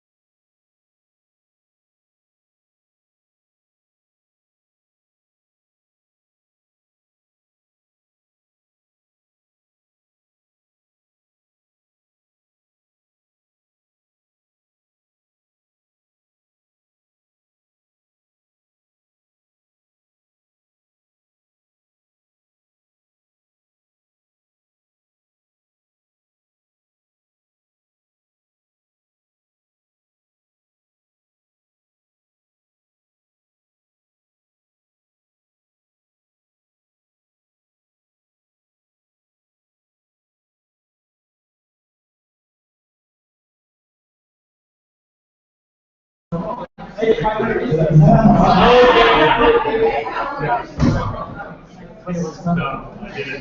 everyone.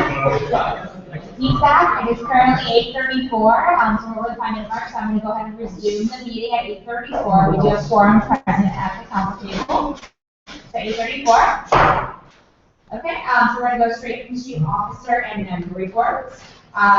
So first of all, as you may have seen, I posted on Facebook. Again, as I stated a couple meetings ago, I'm going to try pretty regularly to post via Facebook the different meetings with administrators that I've had over the week. Purpose of this is to kind of show the student body everything I'm doing, and then in case student bodies have any questions that they want to reach out to administration, I always mistag my email at the end, so you can forward any questions that you have. I post it via my Facebook, make it public, and post it from the Office of the President's Facebook page. And so feel free to like and share if you'd like to. And a hashtag, use that, make it count, because we all love that hashtag so much. Okay, so before I start my officer report, I just wanted to read from Jasmine, who was the staff appointment that came presenting. She said, suggest emailing detailing the proposal. Just wanted me to just say that obviously I'm email about the proposal. So I just like to point out she did want to do a special presentation, but I explained to her that we would be breaking bylaws by adding a special presentation. So that's why I really wanted to stress, like, if you're going to add a presentation, please try to do it before Thursday at 5 p.m. Because we are breaking bylaws and we have to have a 2/3 majority vote to override that whenever we add something. And I know sometimes things come up when it's an emergency and we really need to add it onto the agenda. However, I really encourage you, if you're not able to get it in by Thursday at 5 p.m., to just wait for the following week. So we are making sure that we are following our bylaws. The reason for this is, like I said earlier, if someone from the student population wants to come here, it's a special presentation. If it's a vote, someone wants to come and voice an opinion. And so it is kind of an issue of transparency when we decide to add something the day of. Okay, great. I will go into my officer report. So I had a meeting last week with Carly Calvert, who is the now one of 4 USA VOD appointments. So thank you all again for approving the 2 that I pushed forward. Really meant a lot because I did do a screening process of the applicants, and those were my recommendations. Same for the FICOM as well. So I met with Carly to talk about ways that USAC can kind of work more so with VOD, see what's going on with ASUCLA VOD, since to a lot of us it's a very kind of mysterious entity on campus. We talked a lot about the issues with Comm Board, the funding crisis that's basically going on. So I hope to develop that relationship even further, since that is a presidential appointment. I want to make sure USAC is continuously working with VOD. Last Wednesday, I had the opportunity to speak before leaders of the Jewish community, kind of talking about what being a student leader is like at UCLA, specifically in reference to some of the events that have happened at UCLA, to kind of tell them that incidents happened, but this is really a reflection of what this overall campus life is like. So it's kind of nice being able to talk to a lot of them. The following day, I also had another meeting with specifically female Jewish leaders and talked about what it means to be a female leader here at UCLA. I went to the town hall for FSB, so shout out to Ruhi, and for everyone who attended. So that was an initiative that was put forth by my office, executed by Ruhi. Basically, it was about explaining what the centralization process is of scholarship entities on campus. So it is going to be phased in. The first phase is going to start in July and will be offered in fall through my UCLA. And they're continuously going to be adding scholarships from different departments, different donors, everything to that kind of universal application. And it is a living resume, so it's something you can continuously update. So say your first year you do a volunteer activity, you can add it on there and it will continuously be on there. Thank you for everyone who attended on Friday to the meeting with your school advisor. I recommend that you do send a follow-up to your advisor to continue on that relationship. Like I said, that person will serve as a helpful kind of person to you as well as a mentor. So please try to continue that relationship as much as possible.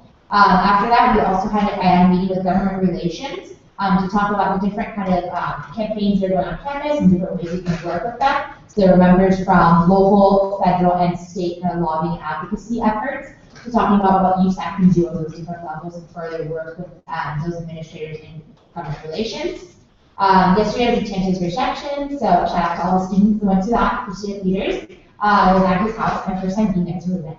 And so it was nice to kind of see all the student leaders honored, everyone kind of coming together. It's a very nice networking event. Tomorrow I have a meeting with Zach Calder. We're going to have breakfast with members from the California Coalition for Public Higher Education. And so this is a organization that's outside of UCLA that works to advocate on funding and on different campaigns that are specific to public higher education in the state of California. So we're going to talk with them about ways that USAC can collaborate with their organization. And with that, that's the end of my officer report. Are there any questions? All right, seeing none, we'll move on to our interim vice president, Heather Bordequin. So this morning, I had a phone chat meeting with Elizabeth Scott, who is the co-founder of the Body Positive, and I just kind of spoke with her about the ways in which we can incorporate it here at UCLA and get it started. So I'll be working with her over summer to bring the Body Positive to UCLA, so you can look out for more information from me about that. I'm going to wait for all of you to have your staffs hired before I meet with your some of your funding directors to incorporate the consolidated funding application into your offices. So please let me know once you have all of your staff hired, so that I can meet with them and kind of educate them on how to use the consolidated funding application. Food trucks for finals will be happening pending approval tomorrow by the fire marshal on Sunday, Monday, and Tuesday. So I will send you all the information about the times and the specifics of the truck, but the Logos truck has been reserved, so watch those. Will be coming.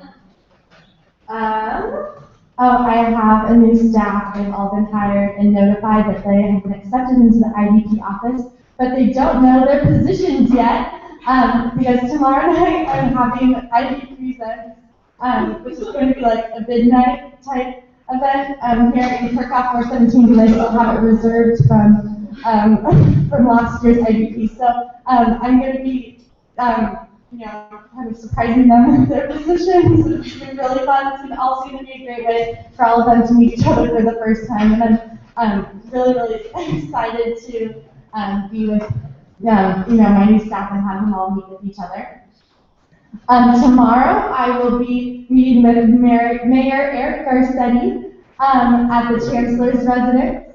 Yes, I'm really excited about that.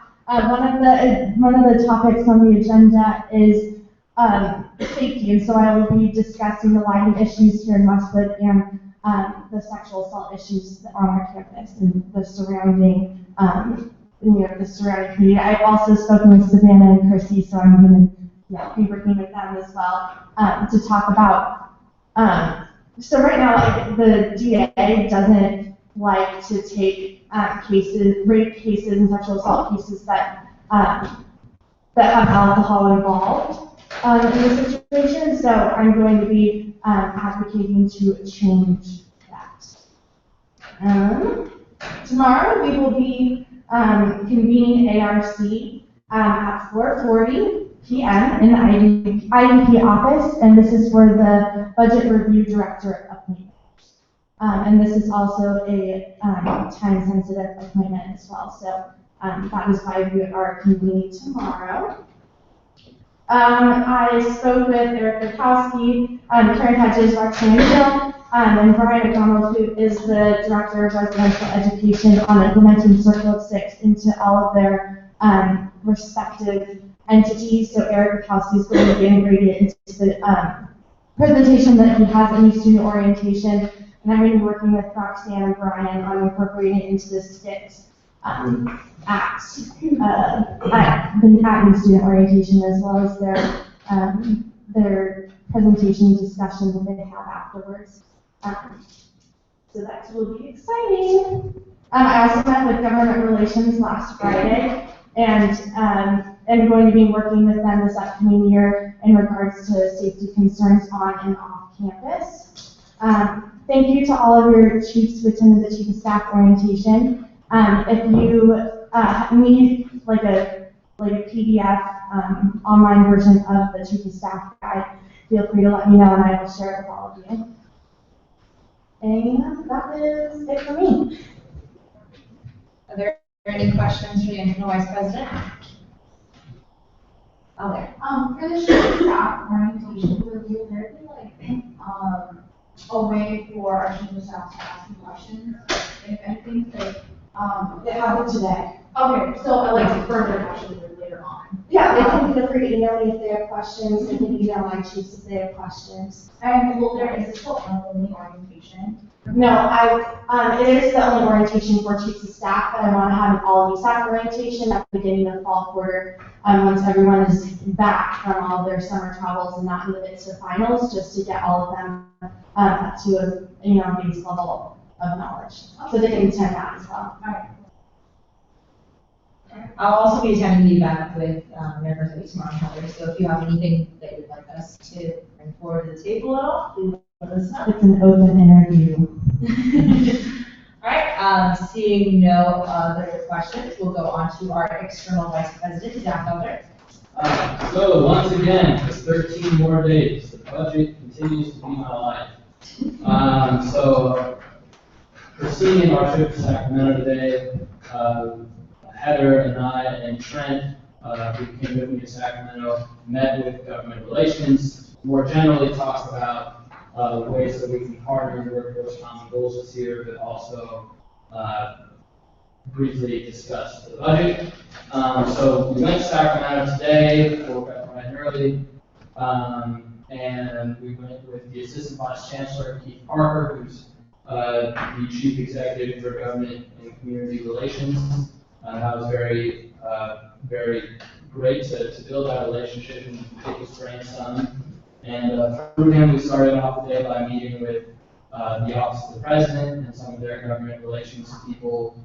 And it was very exciting because they openly sort of expressed this willingness to put non-resident tuition on the table, which is phenomenal. The argument that we're sort of approaching the legislature with, because, as we know, non-residents are not the legislature's constituency, and so we have to be creative with the way that we get them to advocate for all of our students, right? And so one thing that we've been doing, if you're involved in this kind of advocacy, it's important to know this, is that non-resident tuition is part of this higher education market, right, where we want our total tuition costs to be competitive with similar public schools, but also private schools. And if our tuition goes up 8% annually on the supplemental fees for non-resident students, then our tuition is not going to be competitive with places like USC, for instance, which is not good for the implications of having non-residents to diversify the student body and to buffer some of the funding deficits that the university incurs every year. So that's complex, but if you would like to discuss that with me further, please reach out. We were there primarily to make an ask for 2 installments of $50 million to expand enrollment. Because what's going to happen, given the deal that Governor Brown has cut for us, is that enrollment is going to expand in the university, and it's a question of how well resourced we are to take on that expansion, especially places like UCLA and Berkeley that are basically at capacity. We're going to need additional resources to maintain the quality of education, hire new, high-quality tenure-track professors, and make sure student services are held up. So that ask has been made. Again, if you want to be involved in that kind of advocacy, please reach out. And so we made the ask to members of the conference committee and senators and legislators that have some measure of influence over the conference committee. And so today we met with staffers, some in short measure and others for much longer. Kevin De Leon, Shirley Weber, Holly Mitchell, Governor Brown, Richard Bloom, and Ben Allen. And they were all very successful. Oh, and McCarthy are. And they were all very successful meetings. We have a lot of allies in the legislature. It's just a matter of working out some of the political kinks in the budget deal.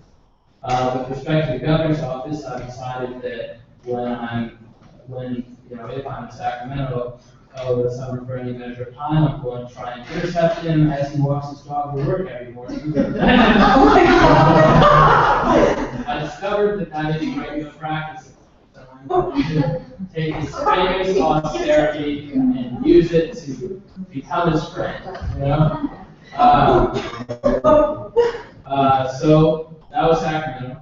And with respect to the ongoing, nature of the office, obviously we're about wrapping up the hiring process. One thing I wanted to note, connecting with the special presentation given today, is that Rhea is going to be working closely with our office as sort of a special advocate for mental health, which is super exciting, because there is legislation coming to the fore this year that we feel could make an impact on mental health for students, and there are other more local issues that need to be addressed as well, so we'll be working closely together this year, and that is all I have. Thank you. Are there any questions for the External Vice President's office? Okay. Moving on to the Academic Affairs Commissioner. So, in addition to kind of what Zach mentioned, another point that I'm looking forward to is that we really focus in on online education and how that would affect in terms of budget and money allocated. That's something I really talk about, especially having taken online classes in high school, as well as having several classes. But more importantly, last week I had my executive board academic senate meeting, and that went really well. I'm looking forward to working with them next year. Pretty sure the interviews for the most part will start on Monday, so finalizing my staff probably by the end of the week, but we'll send out kind of decisions after finals. We have leftover blue books and scan terms from the Alvin College, so please let me know if you need any for upcoming finals, if your staff and your friends. Just let me know. Normally we'll have them outside, but I know a lot of people can rise early, so that's great. In addition to that, I met with the campus retention committee chair with the community programs office about the AAC and CRC really continuing with the relationship, particularly working with those academic appointments. Another point is the AAC's working with help subsidizing printers that the CPO bought that is available to all students on the printing costs. So hopefully that goes through SGA. Great. Are there any questions for our Academic Affairs Commissioner? A point I wanted to make to what you said about your CRC appointment. I actually had the opportunity to meet with David Bocarsley. He worked a lot on revamping the appointment application the appointments process as it is in our bylaws. You wrote the whole bylaws? Yeah. And one thing that he actually said is specifically for the CRC appointments within the FSC, SWC, and AAC, as well as most other appointments, including facilities, and those appointments must go through ARC. That is not something that's been practiced in the past, so I encourage you to really read the bylaws so you can know that they would go through ARC prior to appointing them directly to CRC. Okay, great. Let's move on to, so we have our administrative representatives and then SWCs. So our administrative representatives, Roy is stepped out for a little bit. Dr. Geller? I'm coming to sweet. Okay. Maureen?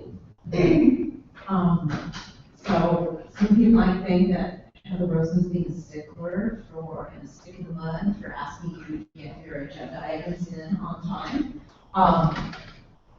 If and when you are all elected officials in the state of California or work for elected officials in the state of California, there are laws about open meetings and getting things posted in plenty of time. So I was stunned and I'm still saddened that student governments in California are not held to the same standard. But you might as well start getting used to it now, since this is probably a lot of your future to be part of that process. And all of the reasons Heather outlined are important, and also in California for most other government bodies besides this one, it's the law. So it's good advice. The Alumni Association Board of Directors is meeting this Saturday, June 6th, to pick the next alumni representative to USAC. So, Susan Claire will be coming to the end. So, if you want anything from me, now's the time to ask. Because I'll be probably doing yoga on Tuesdays. Or watching grades. Because somebody give me snaps while you be up here. For the yoga. Oh, yeah. So. Since you appointed some important positions tonight, ICOM, ASUCLA Board of Directors, and it sounds like the Budget Review Director position is coming up too.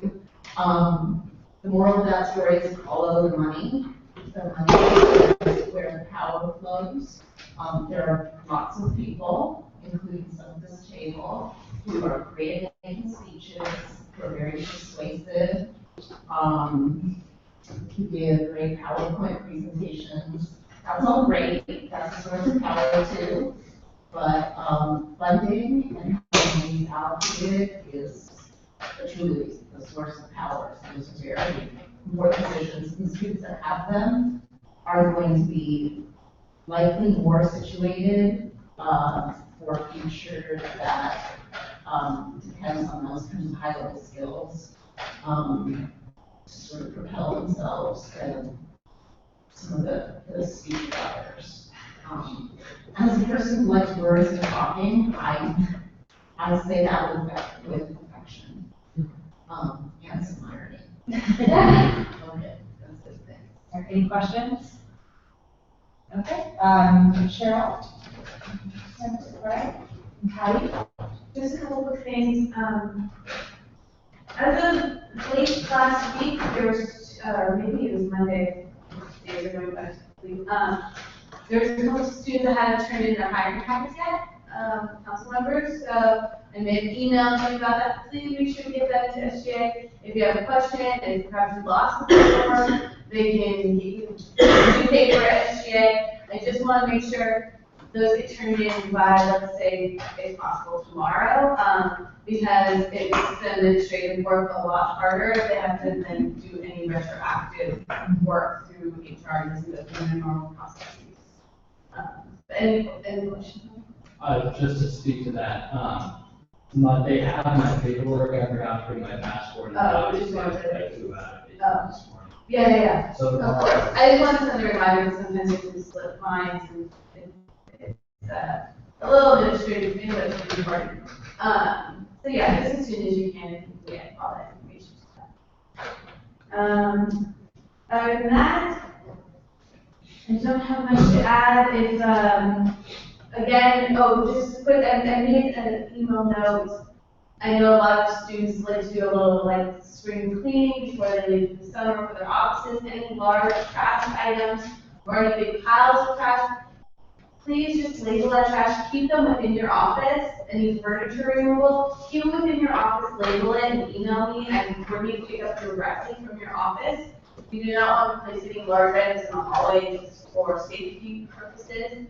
I can usually get these items cleared out within a day or two. They're very efficient, but it just really helps out if you can all do that for me and communicate. I also have some information. Sometimes groups are interested in a filing cabinet, or I always try to recycle. I also have an opportunity to do a donation purpose through our business services, and when things are thrown into the hallway, it makes all of these options less possible because they just need to clear it out for safety. But I always like to try and recycle and give to student groups that need it before just giving it away, or to donate before we throw out. So just keep those things in mind as reasons behind it. And that is all. All right, are there any questions for Patty? Okay, seeing none, we'll go on to letter F, student wellness commissioner. Thank you. First of all, I have to apologize for making so many agenda amendments and those things to do, but just trying to do my best not to make any more mistakes as such. Try to be more timely with everything. But I'd like to say also, I'd also like to apologize to Patty for the large items. I feel like that may have been coordinated to Road Health Week and also for we kind of occupied as well. But I apologize for that. We're trying to get ourselves organized with our stuff. I'd like to thank Heather for putting on that chief's orientation. I think it was really important for all the chiefs, and I actually attended along with Rudy for a bit. And then we were the only non-chiefs there, so a little awkward. We probably didn't fit in, but it was fun. Like the usage of SWC info, the Corpo, and the Corpo info, and also like the Daily Bruin press release. I'm glad we could share resources with that. Also, I think it's really awesome for all of us on the table here to get involved and really excited about all of us for this upcoming year. I was just talking to Riku, I was talking to Lauren especially just right before the meeting, and then she told me how she was going to meet with everyone, and I think that's honestly one of the best things that we can all do, because this is something that we can really have as a council-wide initiative to keep it going rather than it being just an initiative. So last Friday, I met with Healthy Campus Initiative, which is basically like a SWC for grown-ups. They're faculty, staff, admin, a lot of very influential on campus. And so they had a couple presentations. One of them was the UL pod, which is a pod within HCS, and like a committee of the commission. And so they talked about how they're implementing this program called Stairwell, where they're improving the stairs so to encourage people to take the stairs rather than the elevators. And then one of the mottos is like burn calories, not electricity, stuff like that. So one of the examples, if you've ever been in Anderson, like nice stairwell that really encourages people. I really want to that's really cool. But what other things they did was they actually, if you noticed, on Westwood Boulevard near the medical buildings, they painted the bike lane green. And also they painted the bike lane in between Deneb and Sprout, that green also. So this is a way where they're trying to basically use UCLA as like an experimental lab for the entire LA city, where they can implement these things like increasing bike lane accessibility for more bike users and stuff. And me personally, I think that's awesome because I ride my bike almost every day, so I'm also excited when it's like, this is great. Also, they want to institute bike lanes in Westwood Boulevard, heading more into the village, but this is met with some controversy, and this is something they're pushed through, but it's met with some roadblocks along the way, but hopefully that can get through. The Breathe Wall pod, which is another pod under HCI, they presented and they talked about how they want to remind, especially this like community of students, to get the word out to the students that UCLA is a tobacco-free campus, and then they want to clarify that yes, it is a tobacco-free campus, yet however there's still some people that are not necessarily following the rules and stuff, and they want to clarify that there is a protocol for each type of person on the UCLA community, whether it's a student, staff member, or faculty member. They have different protocols for handling these offenses. And what they mentioned, what they wanted to relate was that even though these things are in place, there isn't necessarily like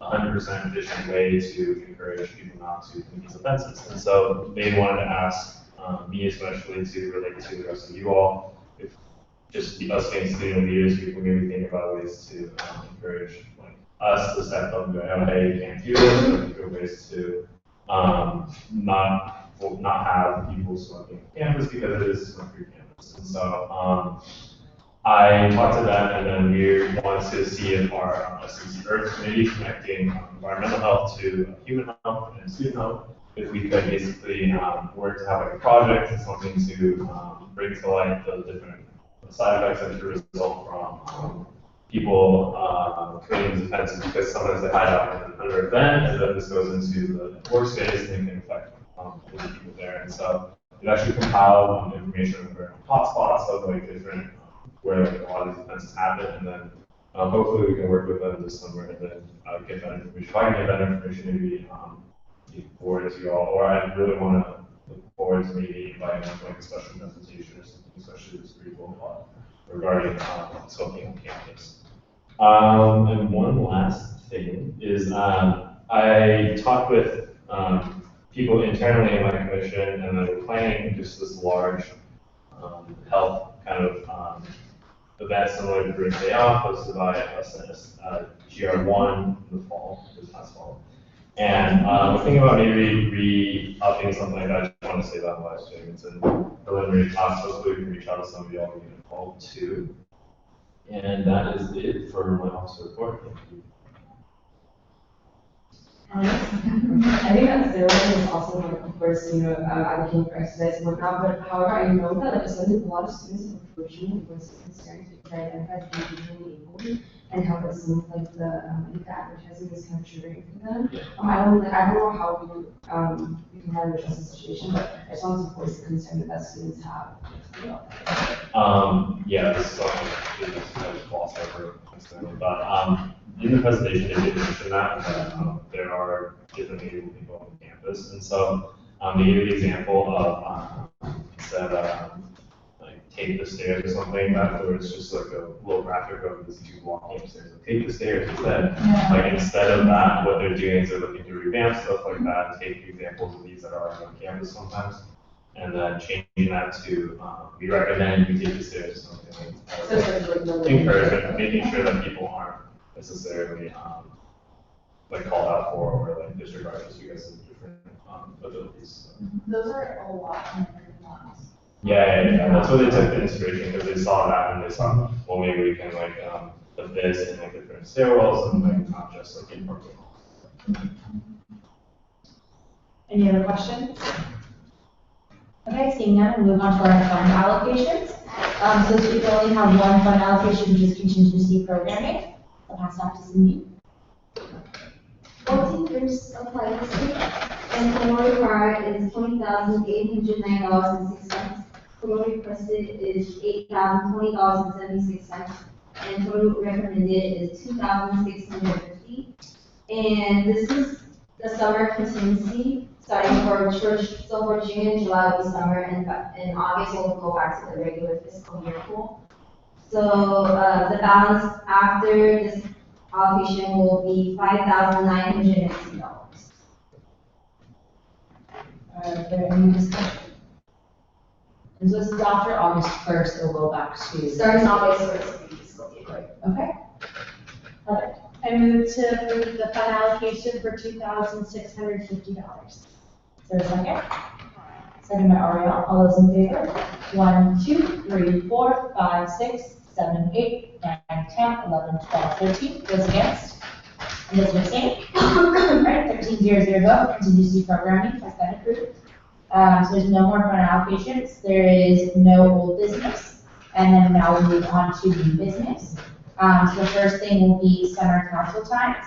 I want to clarify this is listed as a discussion item. And as you can see by the next one, we're on discussion item about council meeting during finals week. So this week we're having the intentions of discussing what we want to meet during the summer. And then for the finals week meeting, we can vote on what we decide, what we've after we discuss this. Okay, so I'm going to pass off to Heather since you listed it. Okay, so summer council times, we as a council have the ability to decide like when our summer meetings are going to be, and this is in light of summer travels and jobs and internships. Oftentimes, they'll be every other week, and they'll be either on a different day or a different time. And so I just wanted to gauge all of your commitments for the summer, and so we can kind of devise a plan of when we can best accommodate everyone's schedules. We more than likely will have to adjust quorum, so we can lower the quorum threshold so that people who aren't here will, if you're missing out, I guess, and we will still be able to have meetings and be efficient. Okay, go ahead. So when you do vote on your summer schedule, you're also going to vote on summer quorum. You have the option of holding it at 9, reducing it to 8, or reducing it to 7. So for this discussion, let's go ahead and kind of break it down into 3 parts. So the first part would be if you want a meeting every other week or every week. Second one is what day of the week, and then the third part is what time of day. So for now, we'll just kind of do consensus building, and then next week we'll do the official vote. So how do people feel about the difference of one every week or every other week? Last summer it was every other week, this summer report, usually it's every other week, but there have been a couple times we did do it every week. So is there anyone who has an opinion, concern, anything about that? I just ask you both because you were past the council, like what worked better, like every other week or you guys? I just want to get like your kind of idea of what you. Absolutely. So I was here because you were from the so during the summer, honestly, every other week was fine. It worked well for us. We can always, if there's something we need to do, we can always have a special meeting every week. Every other week was usually worked pretty well for us, especially since if the students aren't here, so you don't have like the public comment that we do during the year. Special presentations aren't as frequent usually, but every other week worked pretty well for us last year. Zach? There's no sort of mention in the bylaws to allow for remote voting, right? You have to be physically present. You need to be present, yes. All right, so is it, you have an opinion for every week? Well, yeah, I think it'd be helpful just to get a sense for everyone's rough summer availability, so we have, unless there's consensus, right? Well, we want to do so what do we need, let's do, yeah. I think every other year, especially like being present on campus last year, and like at council meetings, it seemed like y'all were able to cover everything in the timeframe. And that way, folks who won't be present over summer, they're not like missing out on 4 meetings a month. Okay. So let's just do an unofficial vote. This again, all official votes will be conducted next week, and just kind of get a consensus. Ian? I would sort of caution against doing any sort of unofficial vote or Robert's rules. So we can discuss it. All right, let's get a head nod. What is head nods for every other week? Okay, so we'll vote again next week. Let's aim for every week. We propose next week. From then, let's decide which day of the week would work best for everyone. Does Tuesdays work well? No. So for those who are present during the summer, which day of the week would work best? If Tuesday does not work, I see Marvin shaking his head. For me, just Monday was Friday. If it's a night, then Monday was Friday. Otherwise, the days is.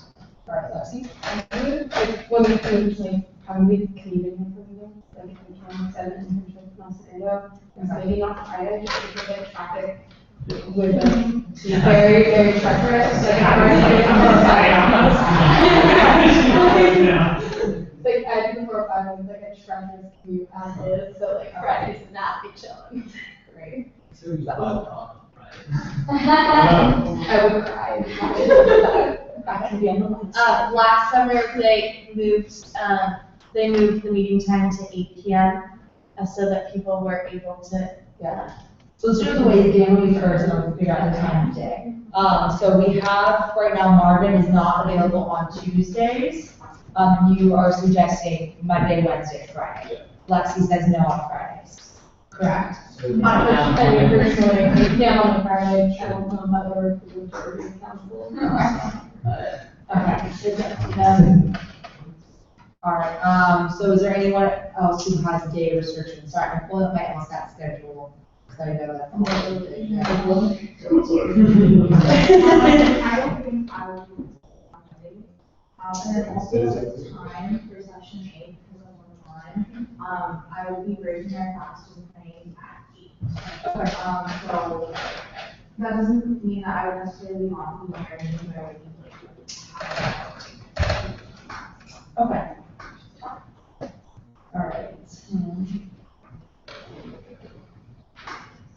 Okay, so I cannot do Wednesdays.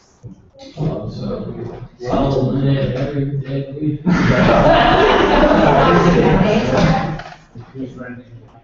So we cannot do Mondays. Maybe we should discuss time of days. Yeah, let's just try to know what happened. Okay, so you mentioned your time constraint. Yeah, I think I'm really sure I can change it for how it is.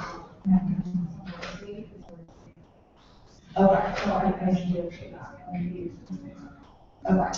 And remind me the time of day again?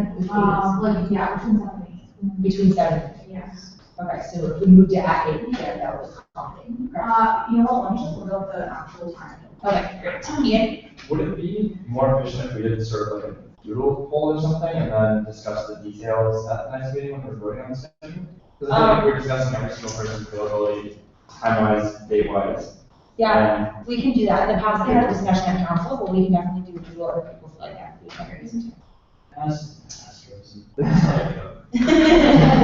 mean, I don't know, if we could like just, I guess figure it out, and should we give time to like, how we can just decide everything, just so like, get it later, I don't know. Yeah, does everyone have their schedules in front of them? I mean, I have it ready.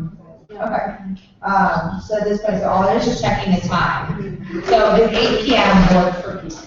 If all is open in time, yes. Okay, so, sorry, it was, yeah, 8. It will be at.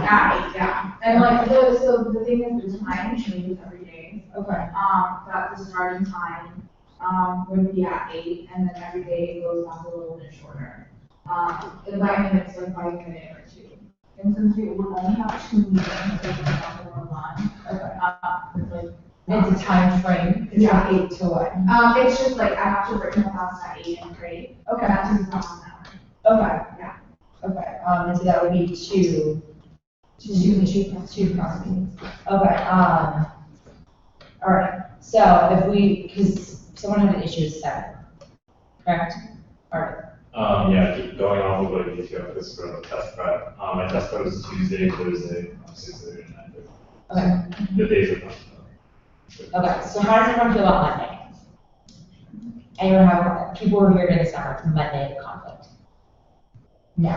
So what about administrators, Monday? And start later. You prefer 7? Okay. Because we stay the whole day. Yeah, absolutely.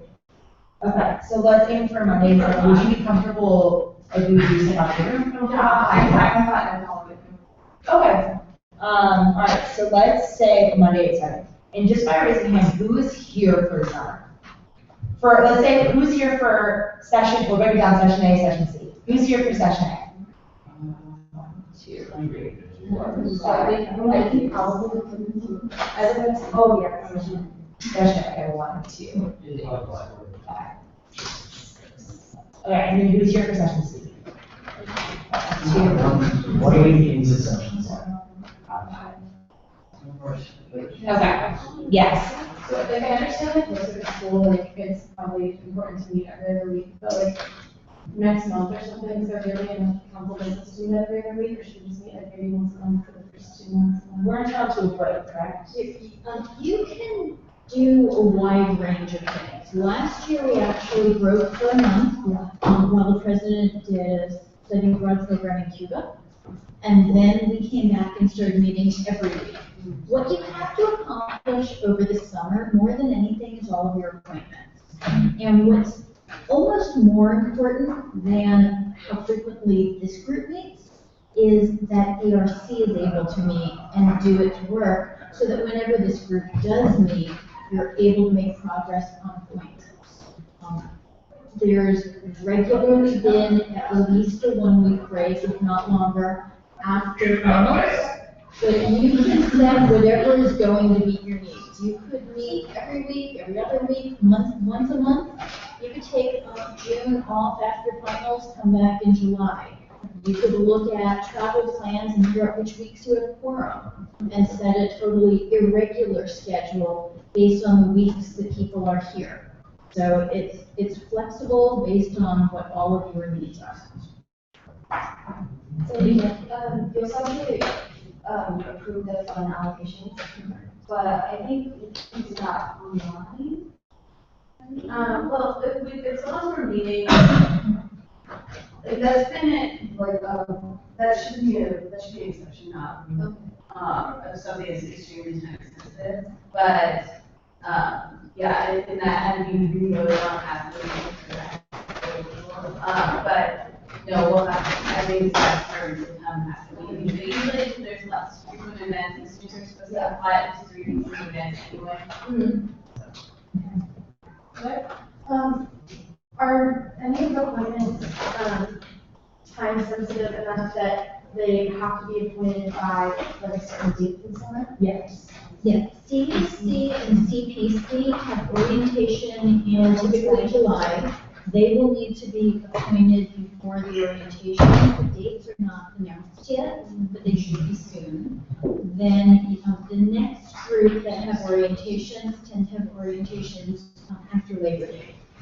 So that's really your key one. Once you get ARD appointed, the only other one that's really a time crunch is CAC and CPC. If you get that done, you're good until Labor Day. Okay, so. Who is on ARC and is going to be here at the beginning of summer? Amy, Can you do like session A? Yeah. Okay, I'll be back for session. Amy, will you be here for session C as well? Sure. Okay, then I think it's important that we have as many meetings as possible during that month of July and June, so we can do it every other week. So we can accommodate before Amy leaves. And Marvin, you're here, correct? Yeah. And then Heather will be gone, Ian will be here. So what you're we're going on doing- session C. I'm going to session A from June 21st to July 28th. So what we can do is elect a new chair of ARC so that they can convene ARC in the summer. Okay, and that would be a process through ARC. And that's a process in ARC. Okay, great. So I think because we have those time-sensitive roles, we should try, like I said, have as many meetings during that month of June and July. So do every other week, June and July. And then we want to take a break in the month of August. And then what we did last year is we get every week in September. Because then we'll do the retreat will be during September, and then finish off the approaches that we have before the fall quarter actually starts. So how does that kind of work for everyone? I'm in London from July 21st to August. Okay. Well, we'll work, we will take a break during August. I'm sure. Okay, well, like I said earlier, it's important that we have our meetings during July and June, so we can have those appointments done sooner. So that's where, like, I'm trying to best accommodate everyone's schedule, but then we need to have, we need to have quorum and have as many people as possible during those months. Danny? I just kind of have a general question. I'm not gonna really weigh on the because I'm not gonna be here like the entirety of the summer. Yeah. Actually, from June 14th until September 4th. Okay. So I'm gonna be in Washington DC. Okay. But yeah. That being said, I kind of just wondered, like, obviously I'm not gonna be here, and I'm planning on having a proxy and I can keep me updated on things. But is there any possible way, like, can I obviously put me on Skype, like, can I still like comment, like, if I'm on Skype to the rest of the council, if I want to like talk about something, or like just some issues, some like a program I'm trying for like a fall or something I want to brief on that about, like something I don't know. So you cannot vote, but you can be on Skype. Also, you can watch USAC live, as well as sometimes Daily Group does tweeting updates, so you're also welcome to stay updated on those. And if you have updates, you can do a proxy, or I can read them for you as well.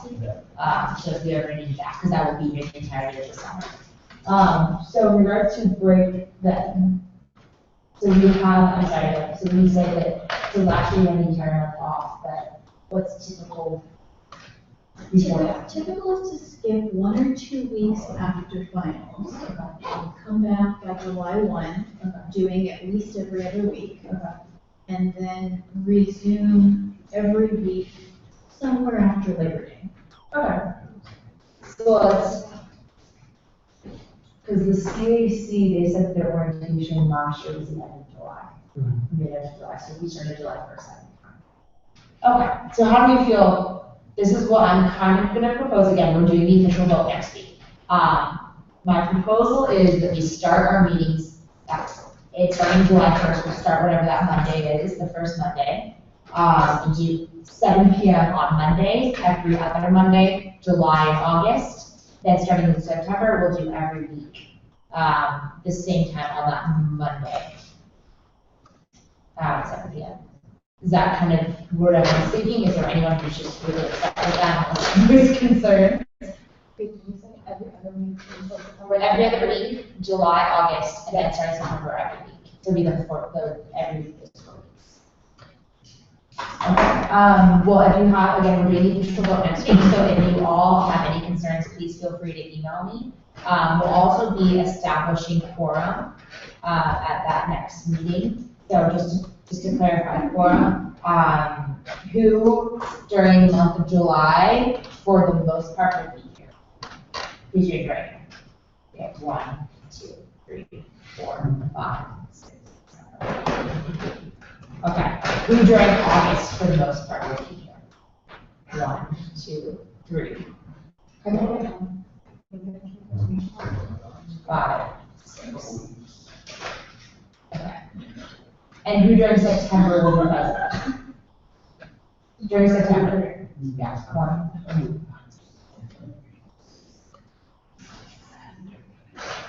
Okay.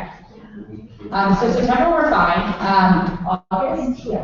When it comes to September, I just wanted to point out that September 7th is Labor Day. Okay. September 14th is Rosh Hashanah. Okay. So September 21st, we're back in school. Yeah. So you're not at a Monday every week because you're already back to your normal schedule. Okay. So should we do Tuesday? Both of those Mondays. Yeah. Okay. Let's. New suggestion. We do so much stuff together. So during September, have Tuesday meetings at 7 p.m. opposed to Saturdays.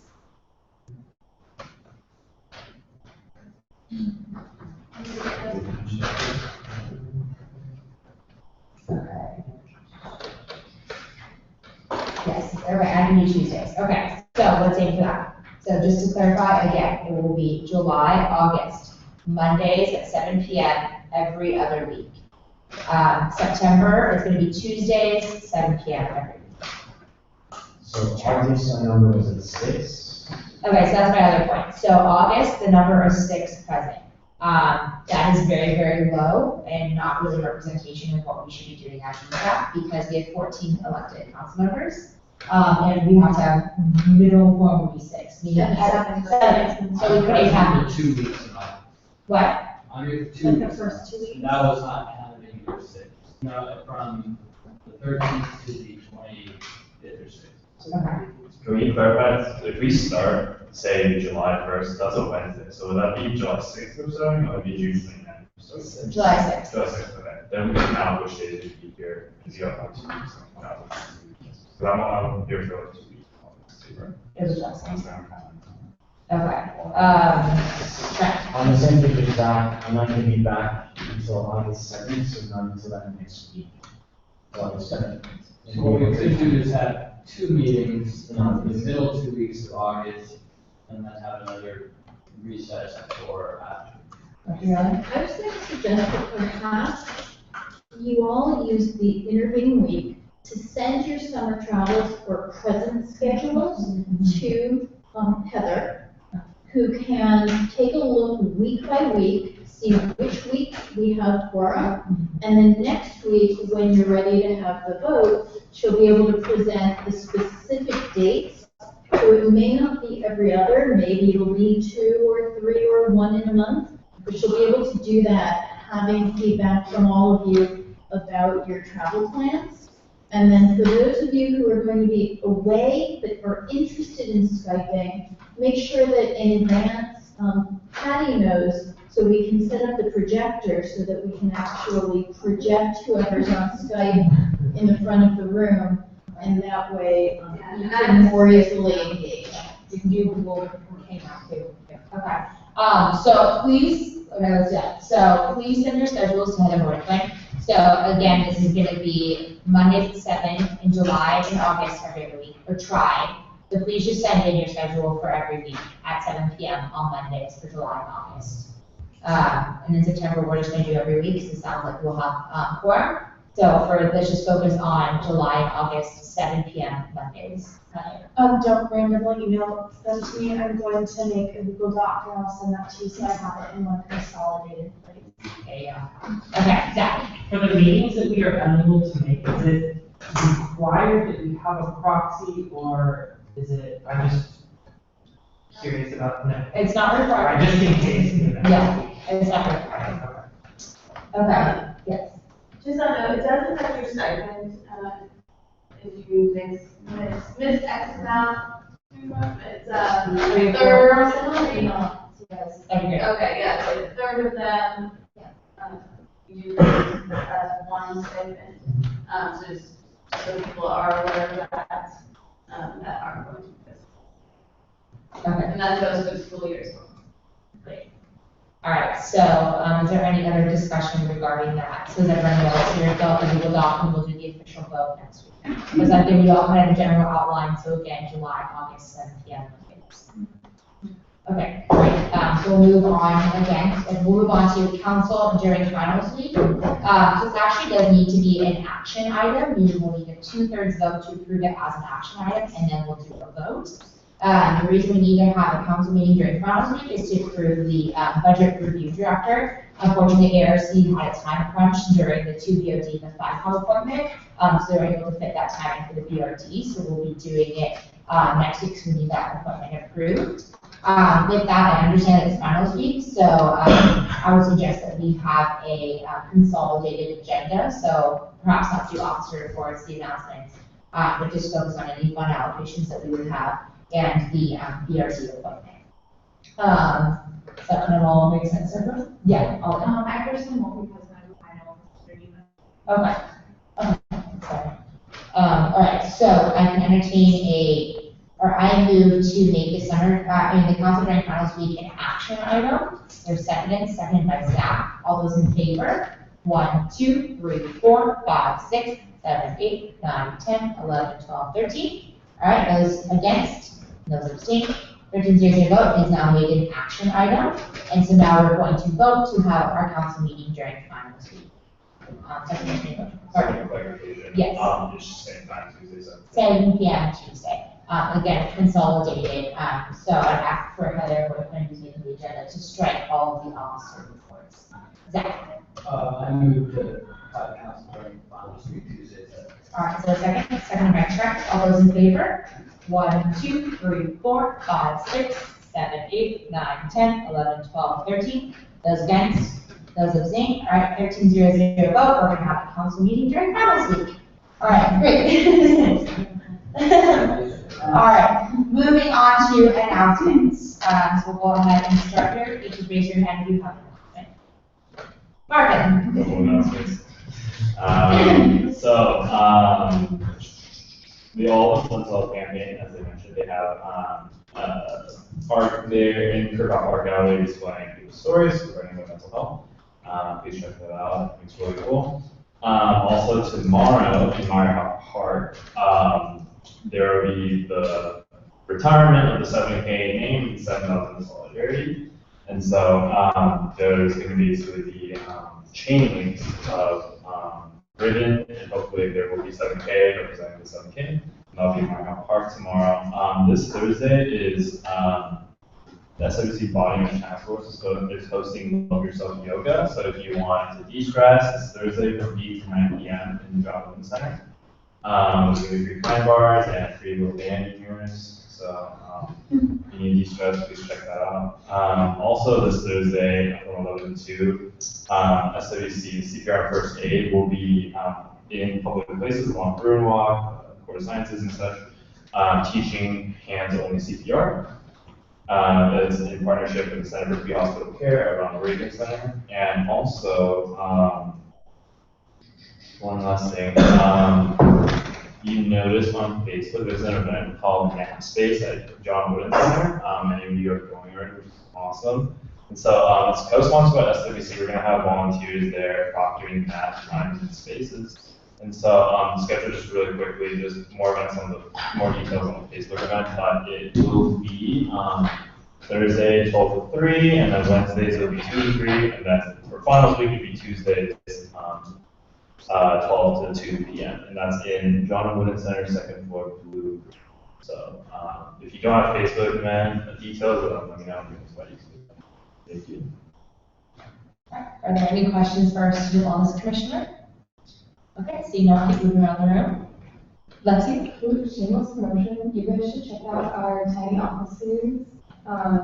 It's kind of like indoors, tiny desk thing. It's like student to student. People come play in our office, like student musicians. We've had like the past one we just put up today was Nick Valentini and Presence in the room.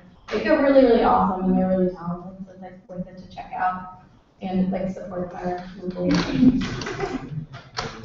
All right, thank you. Any questions for our campus events commissioner? Okay, so you don't keep moving around the room.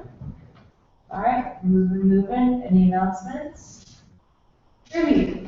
So this coming Monday and Tuesday, the FSC office will be hosting its quarterly Lock the Owner Library. So seniors, anyone who's completed their lock courses can donate their lock courses. We'll have hours from 11 a.m. to 2 p.m. Monday and Tuesday. So we just encourage all your senior friends, especially who are graduating, to donate their lock courses. All right, thank you very much. Any questions for our financial support commission? All right, keep moving along. Announcements. Oh, yeah. So on June 17th, there will be an event called Modern Day Genocide Arts and Action to raise humanitarian aid for the Rohingya people.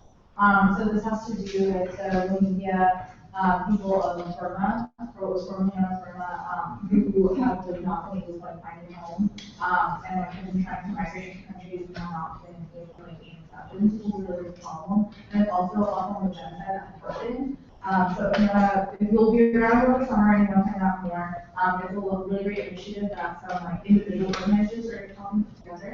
Also, a few weeks ago, there was a screening of a movie called The Honor Diaries. And unfortunately, they didn't get a huge turnout, but it was hosted by some of the folks who actually put together the film. So I'm currently in contact with them to help figure out how they can screen it again and something with a bigger turnout. So if any of you are interested in programs and stuff, we'll let you know people on that. Thank you. Any questions for the representative? I see no people around. Any more announcements?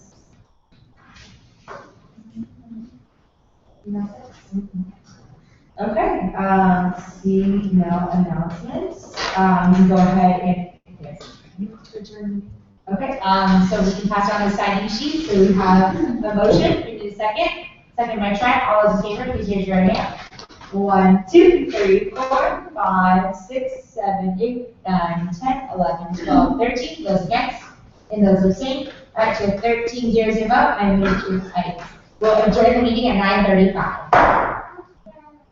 So we pass around the signing sheet.